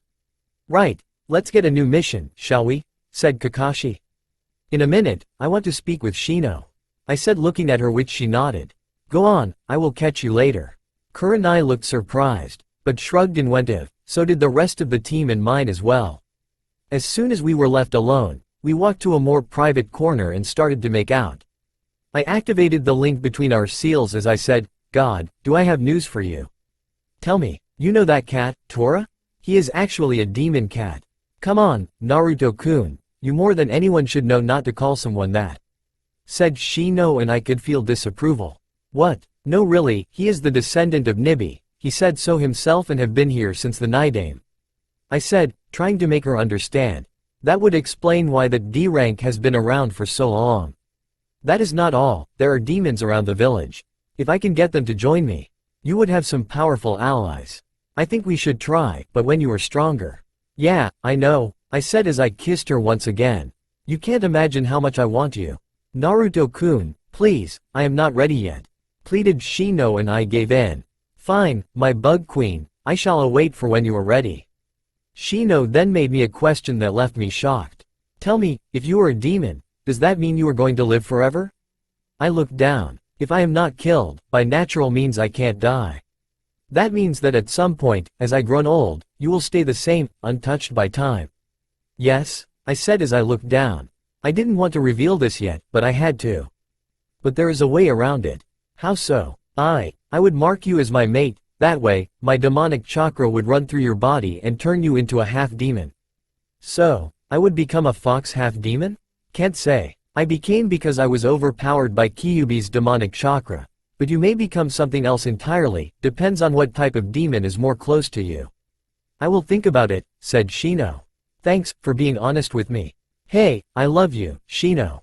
I can't hide things from you, especially with you helping me with my plan as much as you are. Speaking of which, I may have gotten us some allies. Sume Inuzuka offered to help if you show you are strong enough for her to follow. That means I have to ask Chisuku-sensei to double my physical training, or else she will twist my guts before I can even try anything. Not a pleasant image, that one. It would totally happen, but I am going to get ready. Well, I guess we have to get back to our teams. Yes, I could feel the sadness in her voice. Let's both be done with our missions soon so we can be together sooner. You bet, I said in a happy voice as I turned off the link. See you, Shino-chan. Shino nodded and she left. I went to meet with my team when I saw them coming towards me. Hey, what is up? Baka, if you had come with us you would know. Sasuke asked for a higher mission so we all got a C-rank mission. We are to escort a man to the land of waves.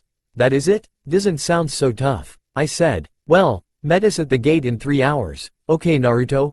Asked Naruto with an eye smile. Okay. As the others left, I smiled. 6 hours for myself, means I can go get laid and still have time to prepare. What luck. With that I disappeared. Lemon. I had just appeared in my room when I was tackled by a blue blur that left my head spinning like crazy. I looked up to see the face of Sonic. She was a blue hedgehog-fox hybrid, having the hair on her back and head all spiky without it actually being needle-like. Her greatest asset was her speed, which had earned the name Sonic. Sonic? I groaned. You got to stop speeding into my room like that. You could accidentally hurt somebody. Oh shut up and fuck me, yelled Sonic as she tore my clothes. Damn, I need new clothes now. That was the thing with Sonic. She was a great gal, but unless you let her have her way, she could become incredibly pushy. She lined herself with my cock and in one push I was in. God, Sonic was wet. She was just a fountain and it was going down my cock. It felt like heaven. She started to go up and down on my cock at a fast step. Yup, she was fast, even in bed. Fuck, Sonic, can't you take things calmly? You wish. I am all about speed love, and I don't care what you think. She said as she kept going up and down at high speed. God, what a feeling. She was so fast it was like my cock was constantly balls deep and was being rubbed at the same time. We kept a fast pace, even as I felt her coming many times as we went. Sonic was the kind of girl that wants fast and comes a lot. The thing is, she has huge stamina. So me and her had a kind of a challenge. Who could make the other pass out? Well, now that I have 2 tails, it is easier to keep up. I decided to start playing for real, so I released my illusion, making my ears and tails pop out. As soon as my tails were out, I made them rub her clit and ass while my hands played with her breasts. If she was coming before, she was in a constant orgasm now. A flood that was making my legs wet was coming out of her. Oh fuck, forgot how good it felt. Ha, ha, faster you fucker, faster, fuck me. Faster? You are a blur over me but you want more speed? I asked incredulous. Have a problem with that? Oh fuck, you are so good. Ha, more, give me more, fuck me too Akoma. You are doing it yourself. GHNG, coming, and I did, but did that stop her? God now, she kept going on, so now my jizz was joining the flood. Ha, time out girl, let me catch my breath. I don't see anything stopping you from breathing, so can't come up with bullshitting excuses. Ha, ha, good this is GOOD. Keep going, ha, ha. 3 hours later, I was panting hard, sprawled in the bed, while Sonic slept in my chest. She only stopped a moment ago and God was I tired. I got out of her and laid her on the bed. As I was about to leave, I felt someone circling me with its arms, one black furred hand going for my cock. Iris, I said in a pant. Look who is just ready for me, said Iris. I hope you are not too tired, because you are going to ram that fucker on me. I smirked. As you wish. And so I turned around and made her face the wall. But since I just had a pussy marathon, I am going straight to the ass. Like that is not what want, replied Iris, making me hear angels singing just from that. I decided to go gentle, since I was still a bit sensible with the previous cock raping I had experienced. To no avail as the moment I was balls deep on her. I came. Going from something so wet to something so tight does that to a guy. Fuck, I said in a hoarse voice. You, that was way too fast. You aren't getting soft on me, are you Naruto-kun? Still sensitive. Don't worry, I will show you who is going soft. With that I started trusting while my hands roamed her body, my tails played with her pussy. Fuck, you are good. I know, Sonic just told me. I replied with a smirk. I loved when my ladies were happy, made me feel proud of myself. We kept going, gaining speed as we started a different marathon, an ass marathon. Suffice to say, I didn't think I would make it to the mission. End lemon. With my team, a few hours late. You are late again, Baka. Yelled everyone's favorite banshee. I really didn't need the extra ringing in my ears. So? Sensei is always late. I replied, not really in the mood to fight. I was damn tired. Well, Naruto, started Kakashi in his bored tone. While I did get late here. He was 3 hours, you were 4. I blinked. Guess Iris ass really is a time machine, didn't even see it flying. I mused aloud, making a certain one-eyed Junin to snicker while Sakura bristled in anger. Hentai, yelled Sakura as she tried to punch me. Keyword tried as I grabbed her wrist, twisted it, and applied a knee to her stomach. So, let's get on with it. I yelled as I started walking. As I did, I heard Tazuna mumble, I like this Gaki. I'm pissed. No really I am pissed. I thought this would be better than the D-rank missions. To all little ninjas out there, C-rank missions are D-rank missions that you do outside the fucking walls of your fucking village. I'm sorry for the bad language but seriously this sucks. And then there is my lovely company. A pink-haired harpy, no wait, that is a major insult to harpies. At least they recover from the little roughing I gave Sakura.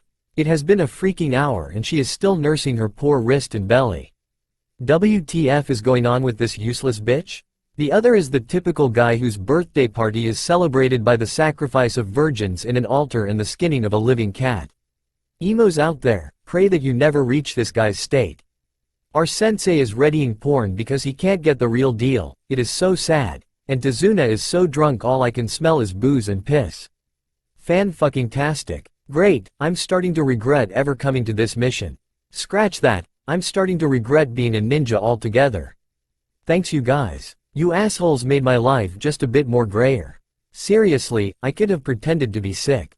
So what if it is not original? Don't fix what isn't broken. It works but no, I'm stuck with Wonder Team and client for Kami knows how long. And I can't even read cause Kakashi is wary of me and doesn't lend me his book. Son of a bitch. So Tazuna, is there a ninja village in the land of waves? Asked Sakura. I snorted. Really? Why yes, Sakura, of course there is a ninja village. That is why Tazuna here went all the way to Leaf to get ninjas. Because it is perfectly logical to go further for the same if not inferior service, considering that you and Sasuke are in the team. Use your head, you stupid bitch. Now, Naruto, don't be so rude to your teammate. Said Kakashi in a tone that held no reprimand whatsoever. To answer your question Sakura, no, Wave doesn't have a hidden ninja village. There are only 5 villages like that. Great, now I have to hear a monologue about something an academy student would know. Yes, because knowing that there are 5 main armies in the world and you are part of one of them when you become a shinobi isn't something you should know before you apply for it.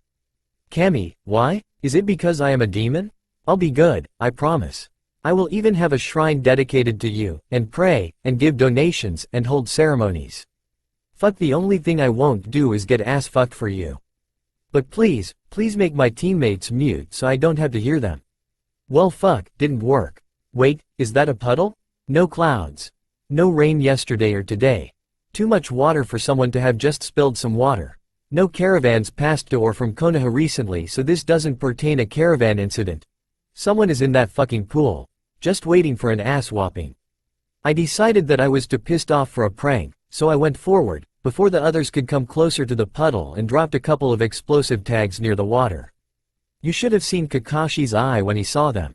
They were so wide, like a cat when he hears a strange sound. Get away, he yelled as he grabbed Tazuna and jumped back. Me? I just jumped to my colleges and threw them back, making them fall on their asses. The explosion made debris and 2 dorky brothers fly, which was pretty amusing if you ask me. They fell on the ground, bloodied and dying from the blast. One of them spitted out blood before gurgling, "Damn, you," and with that passed away, soon followed by his brother. The rest of the group was looking at me in shock. What? Is it so weird that I finished them with a couple of explosive notes? They were imbeciles, what can I say? Naruto, you shouldn't have just killed them. I mean, I wasn't expecting them to die so easy, but wait, what? Could you repeat that, Kakashi? I asked, incredulous. Seriously, what the hell did he just say? We didn't know what was their intention or their target. You shouldn't have attacked them. Concluded Kakashi. Hey, WTF is wrong with you? I yelled as I looked at him. We are ninjas. We are supposed to kill. Whether they had good or bad intentions, they were hiding, in an ambush-like situation, and we have to protect our client. It's a kill-at-first situation. Perhaps, and take a good look at them. They are the demon twin brothers, Maizu and Gozu. They are worth cash, which is mine since I did all the work. As I said this, I went to them and took a kunai. Ignoring Sakura's freaked-out yell, I severed the heads slowly so as to have them easily identifiable. But you didn't know they were the twin brothers, did you? Asked Kakashi. I agree that I was lucky it was them. Easy money, I know. But even if it weren't them, we have a client who is a civilian with no kind of combat skills. Eliminate all possible threats at earliest possible time so that the rest of the mission can go smoothly. And why are you even berating me when you could interrogate Tazuna to see if he knows something? Kakashi narrowed his eyes but went to Tazuna while I sealed the dorks' heads. Tazuna couldn't be more obvious no if he had a sign next to him saying, I fucking got you screwed. The man gave in with little to no interrogation. Then again, if I was in a presence of a team where a kid had just blown up 2 guys, had no training whatsoever, and the kid's captain started asking some questions, I don't know if I wouldn't have had spilled the beans. Don't mock until you have walked the other person's shoes, right? But the funny part is when he started the emotional blackmail. How he would return alone, and probably get killed, but it wasn't our fault. How his wife would cry a river over his bedside, and probably be caught by Gato's man and forced to serve the little pig, but again it wasn't our fault. How his grandson would grow up to hate the Leaf Village for abandoning him and his family and become and from said hate, plan our demise, but again and of course it wasn't our fault. Tears and everything. If I didn't know he was full of crap, I would have given him an Oscar. Kakashi then turned to us, with a grave expression on his one and only eye. Okay, guys, I think we should head back. This is a B borderline a ranked mission and you're to green for this kind of mission. Sasuke started to whine how he wanted to fight stronger enemies, so they should continue the mission while Sakura was indecisive between agreeing with Sasuke and admitting she just wanted to get the hell out of there and go back to Konoha so she could continue being her useless self. I sighed. Sasuke wouldn't get Kakashi to agree like that. A man like Kakashi is like a special fish. You need the right kind of decoy for them to bite. And I know just what to use. Sensei, we accepted the mission already, so it would look very badly on all of us if we were to come back saying we refused to finish the mission because we were scared. First, hit him in the image. As much as I hate to admit, Kakashi thrives on his image to impose authority because with his regular habits, if it wasn't the image, no one would give 2 shits about him. And finish with something he loves above all. Besides, think about yourself, after the image, being the sensei of only team of the rookie and passively from the previous year Genins to successfully complete a B-rank mission. Guy would be green of envy, bragging rights. Hook, line and sinker. You could almost hear the fantasy playing in Kakashi's mind. Too easy. He actually accepted without another moment of doubt. Now you may wonder if I was complaining so much, why still go? Well, it is because I had an idea. Land of Waves has no ninja village. Now it is in a good spot for trading, has water in good quantities and vegetation, so the resources are good. It is close enough to Konoha so if I have to move clans from there it will not be so tough, you guessed it. I am planning to build my future hidden village right around this parts. And hey, if I perform well enough, I probably could get Tazuna to work on the project for a smaller price. It's a win-win fucking win situation so far. I would have to consult Shino, but so far I don't see downsides. Thinking of Shino fills me with dread. I fear what she may choose. If she chooses not to become a demon, it's like she says, she will get old, wither and die. If she chooses to become a demon, what will she become? And what if she loses control to whatever demonic power she gets? What if I have to kill her because of it? The images kept getting darker and darker. The prospect kept getting worse and worse.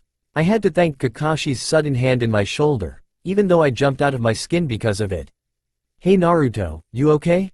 You were spacing out for a while and I was getting worried," said Kakashi. "Huh? No, nothing, my mind was just torturing me with dreadful images," I answered half-heartedly. Some of those images weren't dreadful, they were full Freddy Krueger level nightmarish. I have studied enough demonology to know just what could go wrong with this. Love interests are the worst. I intended this to be a silent muttering to myself, but Kakashi heard it. "Love interest, I only ever saw you hanging out with Shino," then he looked at me suspiciously. "Are you gay?" While outside I kept calm, on the inside I was laughing my ass off. "Another that falls for Shino's disguise, and you call yourself a freaking Junin? I thought that with your ideology of looking underneath the underneath you would have gotten, but allow me to clarify this for you. I am in no way, shape or form gay, though I am a great defender of gay rights. Delphine. That's my position too." While Kakashi seemed to consider my words, I started thinking of Shino again. Hope her mission is going better than this. Change in POV. Shino. This is Illusionist, calling Scarab. Do you copy, Scarab? This is Scarab, I am in Sector 4, nothing suspicious here, over. Roger, Mud got some suspicious activity on Sector 7, I'm going to give him support. Copy that, but it probably just Mud's senses overreacting though. I will continue to survey this sector. Over and out. As I spoke this last lines, I turned off the communicator and wiped my forehead. The daimyo had apparently left in a business meeting with the daimyo of Wind Country. As he took a lot of his samurais with him, he feared for the security of the capital, so asked for a shinobi team to handle the patrols. The problem is that it is hot, too hot. The streets are packed with vendors, citizens, beggars and such, which made it even more difficult. No wonder Kiba was having difficulty. The amount of smells and sounds is disorienting. In that aspect, I guess I have the advantage. I'm standing on top of one of the shop buildings and my bugs are scouting around, trying to see if there is any suspicious activity. Of course it still is pretty hot, but at least I don't have to deal with so much noise and smell. Wait a second, Mike Kakaichu, Queen Shino. What is it, Queen Serena? Serena was the queen of my Kakaichu bugs. Me and her share a telepathic connection, allowing me to easily control the hive. Of course, she will step right in if I start abusing my privileges. The one thing that I find unnerving is how nervous she can be all the time, giving startling yells at the most unpredictable times. Dire news. There is a demonic CHACKRA signature coming your way. Alright, which way is it coming from? Behind you. I turned quickly, preparing to do something about this demon. Imagine my surprise when laying in a tree behind me was Tora, the cat. "So you are the one for Kyuubi Gaki's eyes?" asked the cat as it transformed into this scrawny little kid, with brown ears and hair, yellow cat-like eyes, nude and a smirk in his face. I raised an eyebrow at this. When Naruto told me you were a demon, I have to admit I was expecting something different. This made him smile at me. "What were you expecting?" "I don't know, just not a little kid who looks younger than me. Though I know for a certain that you have lived at least since the Nidame era." "Did he told you that too?" asked him, surprised. Well, ain't this interesting? He is the first Kyuubi, even if still in the making, to depend so much on a human being. I narrowed my eyes at this, for I didn't like his tone. "Are you insinuating that is a bad thing?" "Neither bad nor good. I haven't had the pleasure to see the type of person you are yet, so I won't make any judgment. Though I give you points for the disguise. If it wasn't for my nose, I wouldn't have known you were a girl altogether." Naruto said the same thing. "I am afraid. I suppose you couldn't offer advice about hiding the pheromones, since I already hide the smell." Tora grinned in a disturbing way. "Asking my opinion? Just like Kyuubi Gaki, you don't care about the fact that I am a demon, old or anything, you just ask. Well, if it is an answer you want, I can't suggest anything sort of filling your skin with male pheromones." I nodded, expecting as much. I am curious just how much more powerful is a demon's nose if it can smell what a dog and his partner cannot. You speak of the dog folk, Inuzuka. Quite rude, they always tried to threaten me with their dog partners whenever they caught me. In their defense, you are a very annoying and hard to catch cat. What can I say? It is to be tough to catch. But about your previous question, it is not a question of potency, rather what we tend to catch. Animal senses are prepared to catch scents around them, because that is what you can find the most around you here on Earth. At this he took a deep breath. Scents, we demons come from hell. In hell, the smells are of burned or rotten flesh, ash and smoke. Our noses are not prepared to catch scents, but pheromones so that we can know if there is a dangerous male around or if there is a willing female nearby. I nodded as I processed this information. It made sense. Evolution in different ways. Both developed according to their environments. But wait a second, does that mean that, in the middle of a crowd, a demon's nose is as affected as a dog's? Busted. You're quite the clever minx. Indeed, if you were down there, in the crowd, I would have never been able to find you with all the smell and noise. But since you are up here and alone, finding you is easier. I see. That explains some of the mysteries that clouded my mind. I thank you for this information. As I said that, I turned back to watch the Kakaichu patrol. Is there something else on your mind? Asked Tora. Something like the turning of one into a demon? I turned to him, eyes wide. How? I was lucky. My owner was just taking me away when I caught glimpses of your conversation. Enough to pierce it together. He said with a smile. He must really love you, you know? Why? Because this form of mating, a demonic mating, creates a bond like no other. You will see his past, experience what he lived, learn what he did. And so shall him. This is a commitment that unifies you for a brief moment, enough for an unbreakable bond to be created. There are demons that never mate, with fear of their secrets being exposed to the wrong person. What? I was shocked, floored even. I didn't know the significance of this. Naruto's explanation was brief. He didn't mention all this. Naruto didn't mention anything remotely close to this magnitude. Honestly, I think he didn't know. Said Tora. Between you and me, he is still green behind his ears. Hell, I bet I was the first demon he met face to face, with the way he addressed me and all. Don't be harsh on him. Information on demon rituals and secrets is scarce. I see. Then I decided to get a few doubts out of my chest. Is it truth that I could become just about any demon? Yup, though if you allow me an educated guess.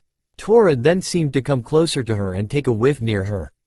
With all those bugs you share your body with, my guess is you will become a bug demon. Now here is the good news. It is extremely unlikely, since your connection is with bugs, that you become a Black Widow demon. That bad? I asked surprised. Their venom is both lethal and acidic. If it doesn't kill you outright, it melts you from the inside out. Her skin is tough as fuck and they have no form of conscientious mind whatsoever. It moves, it is eatable. He explained, grimacing as he did. So it is good news there is absolutely no chance of ever becoming like that. The bad news is, you can become something far worse. What do you mean? I asked. Well, there is this bug demon called a mantis demon. Nasty ones, that are, always hungry and horny. They go after males, fuck them until they are spent, then eat them alive. Tora shivered. And they are fast as fuck. It is virtually impossible to escape a mantis demon once she sets her eyes on you. Fortunately most are dead. The old Kyuubi did something right after all. How probable is it that I may become one of these mantis demons? Heck should I know, mathematics is not my specialty. But if you want my honest opinion, I say 5% give or take. That doesn't sound so bad. I commented, considering most of the others are for the rest of the demon lore and that 5% is one of the biggest percentages you have right now. Well, you guess what I am trying to say, but hey, don't stress. I know you won't become one of them. What makes you so sure? I asked, trying to grab some hope. He grinned, showing his pointy canine. Think of it as an instinct I have. Then he returned to cat form and went away. It was at that point my communicator started beeping. Scarab, this is illusionist, Mud is unconscious. They started serving lunch here and he was right next to a curry shop. Roger, everything is calm here. How is Eagle Eyes? Eagle Eyes is fine, she is returning for a break. Met us near Sector 5. I am on my way. With that, and my mind filled with new questions, I went to meet my team. Change POV. Naruto. We were now on a boat, crossing a river in silence. The air felt tense, like it was going to wrap around our necks and choke us, kind of tense. I was always trying to detect the smell of a demon who may have set this place as his land, so I can either convince him to join us, or kick his butt out of this place. If I want to make a hidden village, first I have to make this place mine. But the mood was unsettling. Fog so thick you could stab it with a knife and it will bleed smoke, without allowing you to see jack shit. No clue what was around us. Too quiet, it was unsettling, and the Junin of the group was readying porn like he was in his own bedroom. Doesn't it make you feel warm and secure when the guy supposed to watch over your life doesn't give a shit? Suddenly, an enormous shape could be seen through the fog. I have to give credit to Tazuna, as the bridge became more visible, cause it was huge. The kind that Chuck Norris wouldn't be able to break in one it? Who the fuck is Chuck Norris anyway? But the sight made my resolve of hiring Tazuna all the more firm. If he can build this colossus, then a hidden village shouldn't be so tough. UAU, it's huge, yelled Sakura. I reacted before I even thought. I just had to shut up the harpy before somebody heard us. So I grabbed her mouth and squeezed it while whispering, "Shoo, you pink-haired bitch, do you want us to get caught? If that is the case, then please die so that you don't endanger us." Seriously, how stupid can you be? In the middle of this fog and yelling? Might as well put a sign saying, "Hey, missing nins, easy pickings here." Now with more pink and broodiness. "Sakura, Naruto is right, keep your voice down. We are in enemy territory," scolded Kakashi, not even taking his eyes from the book. "Yeah, you seem like you were worried about the situation. Fuck that. It was far too late for me when we finally reached the shore." Sakura kept sending death glares at me all the way and I was getting too frustrated. "And don't you dare mock my patience. I am a demon, we are not made to be patient." I looked around as I stepped out of the boat. Hell, the only clue I was on land was the soft ground beneath my feet. I can't see shit cause of this motherfucking fog. The yellow flash could be strip teasing with Might Guy and Iruka. No one would notice, that actually would be hilarious. I can just imagine Kakashi's face if that happened. Suddenly, I heard the distinct sound of leaves being stepped on. So reacting on instinct, I threw a kunai there. Sakura screeched in fear while the rest tensed. I gave a few steps forward only to find a bush with a trembling bunny running out of it. "Naruto Baka, how dare you scare the poor bunny?" Ignoring the poor attempt at my ear's life, I looked at the bunny and thought, noticing one strange thing. Its fur was white. In the middle of the summer, his fur is white. It must have been kept in cold temperatures to keep the white fur. But it's summer, so it can't be just a wild bunny. Could it have been used for? Suddenly I heard something that broke my train of thoughts right there and then. A whirling sound coming towards us. I turned only to go wide-eye. I mean, it's a huge motherfucking sword flying towards my neck. If that doesn't shock you, fuck you, cause it did me. I thought for a second that it might have been a genjutsu, but I am not willing to find out. While Kakashi yelled at everyone to get down, I just crouched and watched the sword zip over me. Boy, does that get your heart pumping as I felt the breeze it produced in its wake. There goes the genjutsu theory. I looked to see everyone on the ground, Kakashi having brought Tazuna with him. Well, at least the client is safe, for now. As I looked back, the sword embedded itself on a tree near us, showing us that yes, it is a real neck-cutting sword that just sailed by us. Then a guy wearing, is that a pajama? Those have to be the freakiest pants I have ever seen. And for the record, if you are a guy, don't appear for a battle shirtless. I don't care if the girls dig the style, the rest of us doesn't. If it was a girl, sure, go ahead, but not guys, come on. He turned his head towards us, showing his face covered in bandages and no eyebrows. That's new, but looks really freaky. No, must not be judgmental. People have been doing that in regards of yours truly. I can't just fall in the same category. So he sent you, Momochi Zabuza, demon of the bloody mist, growled Kakashi. Wait, stop the movie, demon? This guy is a demon? Bullshit. I can't smell it, he is human. Perhaps it is a title. Well, if it is, then he must be good. Maybe I should think of getting him on our side, after I teach him a lesson. Yo asshole, I yelled, making him turn to me. Are you freaking retarded? Do you think that is how you are supposed to use a sword, you idiot? Swords are to be kept in the hands of the wielder, who must use them as an extension of him or herself, not throw like it's a freaking giant boomerang. Everyone stared in shock. What? After training with the loyal weapons, I kind of grew very fanatical about weapons. Seriously, if you are going to use it, might as well do it right. What he just did is both dangerous to the blade, and the enemy could have grabbed the blade and then he would lose it. To all weapon wielders out there, take care of your weapons. Zabuza then started laughing. A green-ass genin thinks he can tell me how to use my sword, how sweet. Green genin my ass. Green sage, at most. And don't you dare ignore what I just told you, that sword deserves far better. I took a few steps towards him. When I'm done with him, everybody, guard the bridge builder. I will deal with Zabuza, ordered Kakashi as he pulled his headband down, showing the Sharingan. Thanks a lot, douchebag.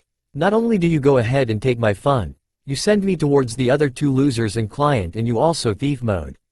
Now even if you need help, I won't help. Cause if I start using jutsu, monkey sees, monkey does, and I will not have my jutsu stolen like that. Screw you, even monkeys work to learn what they see others do, you prick. I will just watch from the sidelines. Oh, so I get to see the Sharingan this soon. I'm honored, said Zabuza before he somehow picked the sword that was under him and vanished. Oh fuck me, not a ghost WANABE. Sure, my fear of ghosts is considerably smaller thanks to the phantom illusionists, but they still freak the fuck out of me, always appearing and disappearing, always trying to hunt the shit out of us. This sucks. Then killer intent fills the place. Well, this is refreshing. I was tired of the normal mood already, so this is actually much better. It is a nice change from wet and humid air, that is for sure. Well, my teammates don't seem to agree, but hey, who cares about them anyway? It was actually kind of funny. Tazuna just trembled, and I have to give the old man some credit. I saw ninjas piss their pants from less. Sakura was near La La Land. Look at her, she is wobbling on the place she is standing. If I were to poke her on the side, she would work like an inverted pendulum. Ding dong ding dong. And Sasuke is he going to kill himself? That kunai is coming awfully close to his throat. Oh sweet Jesus, it's a miracle. Sasuke is going to kill himself. Die, die, die. Don't worry, Sasuke, said Kakashi with an eye smile. I'll protect you guys. Son of a bitch. Couldn't you just wait for him to die before you give the motivational speech? God fucking damn it. Now Sasuke is confident. Sakura is still in La La Land. Thank God for that, and I have to deal with both. Wait, Chunin exams. Must keep them alive? I know it is wrong to leave you in suspense, but I really need to get this off my chest. Can there be bigger torture to your emotions than having to protect people that you hate so fucking much you would murder them and their entire lineage so that things like them could never exist? Kill, not kill, kill, not kill. Fuck, my emotions are going on a roller coaster. I wouldn't bet on that, said Zabuza appearing in the middle of us. In my defense to the following actions, I told you that I hate this kind of stuff. Oh, that's it. I yelled as I kicked him square in the nose, sending him away from us. Get the suck away, you ghost freak WANABE. I'm not in the fucking mood for games. Zabuza was obviously startled, much more because I broke his nose with that kick. Then he tried to remain calm by stating, "Tisk, lucky shot, kid." Really? You appear in between us and you didn't expect retaliation? What were we supposed to do? Give you flowers or something? That is not how the order goes. First you die, then we dig up the grave, and then we get you flowers, you fucking imbecile. Demon of the Mist, yeah right. Kakashi rushed to Zabuza, and folks, here it got weird. So here is the abbreviated version. Kakashi cuts Zabuza. Zabuza bursts in water. Then Zabuza cut Kakashi in half. Then Kakashi turns into water, and a kind of weird dance of killing and puffers set in. What are you Houdinis trying to do? Bore us to death? Good job then, you have achieved that goal for me. And then I lost all respect I still held for Kakashi. No one, and I mean no one, makes the idiotic mistake of facing a water specialist by jumping away and landing on the biggest body of water in the place. He was asking for it, and got lucky, cause all Zabuza did was trap Kakashi in a bubble. For future reference, unless your job is to trap the enemy, killing is more intimidating than trapping. Just saying. Give me the bridge builder or he dies, yelled Zabuza. Meh, kill him. It's not like I own him anything, so doesn't bother me all that much. And I need a team for the Chunin exams. Sensei is not included in the package. Guys, get to Zuna and run away, keep him safe and call for backup from the village. Yelled Kakashi, even though it should be impossible, cause the asshole is in a bubble made of water. But that didn't bother me at the time. I was like, hell fucking no. Did he forgot that I was the one who kicked his ass? Does he even remember what I told him? I'm fucking sick of this, I need to vent. So I started to do some hand signs. Summoning jutsu. A puff of smoke that even blinded me appeared. Seriously, what is up with the smoke thing? Why does everything has to involve a cloud of smoke? It blinds the opponent, but it blinds me too. Got focus though. From the smoke came a beauty. She was a petite, considering she was roughly my size. Yeah, I know I'm fucking small. I'm still a growing teenager. White fur all over her body, silky in texture covering everything except two things. Her nipples, which were perky in her B-cup breasts and her pussy. She had a smile on her face as her single eye, the one not covered by a pirate eye patch, shined just as much as the sapphire in her head. "Good morning, Master Naruto," said the newcomer with a bow. "How can I be of assistance?" "Masamune, I need your qualities for this match," I replied, keeping my eyes on the enemy. "I understand, I shall be your weapon then." And with that she started to shine before her existence flew to my fight hand. Now I was grabbing another kind of beauty, a samurai-like sword that was thin and long, longer than my arm. The metal was simple and only a true master swordsman would realize just how deadly this weapon could be. Zabuza raised an eyebrow at this. "I have heard of summons that can turn into weapons, but are you sure that sword suits you? Too thin and too long, you won't be able to wield it." I smirked. "Fool, this is the legendary Masamune. This blade makes your sword look like a trinket from a cereal box. And I will show you just how much my statement is truth." That's all for now. If you want to see next part, then please like this video and subscribe my channel. Thank you.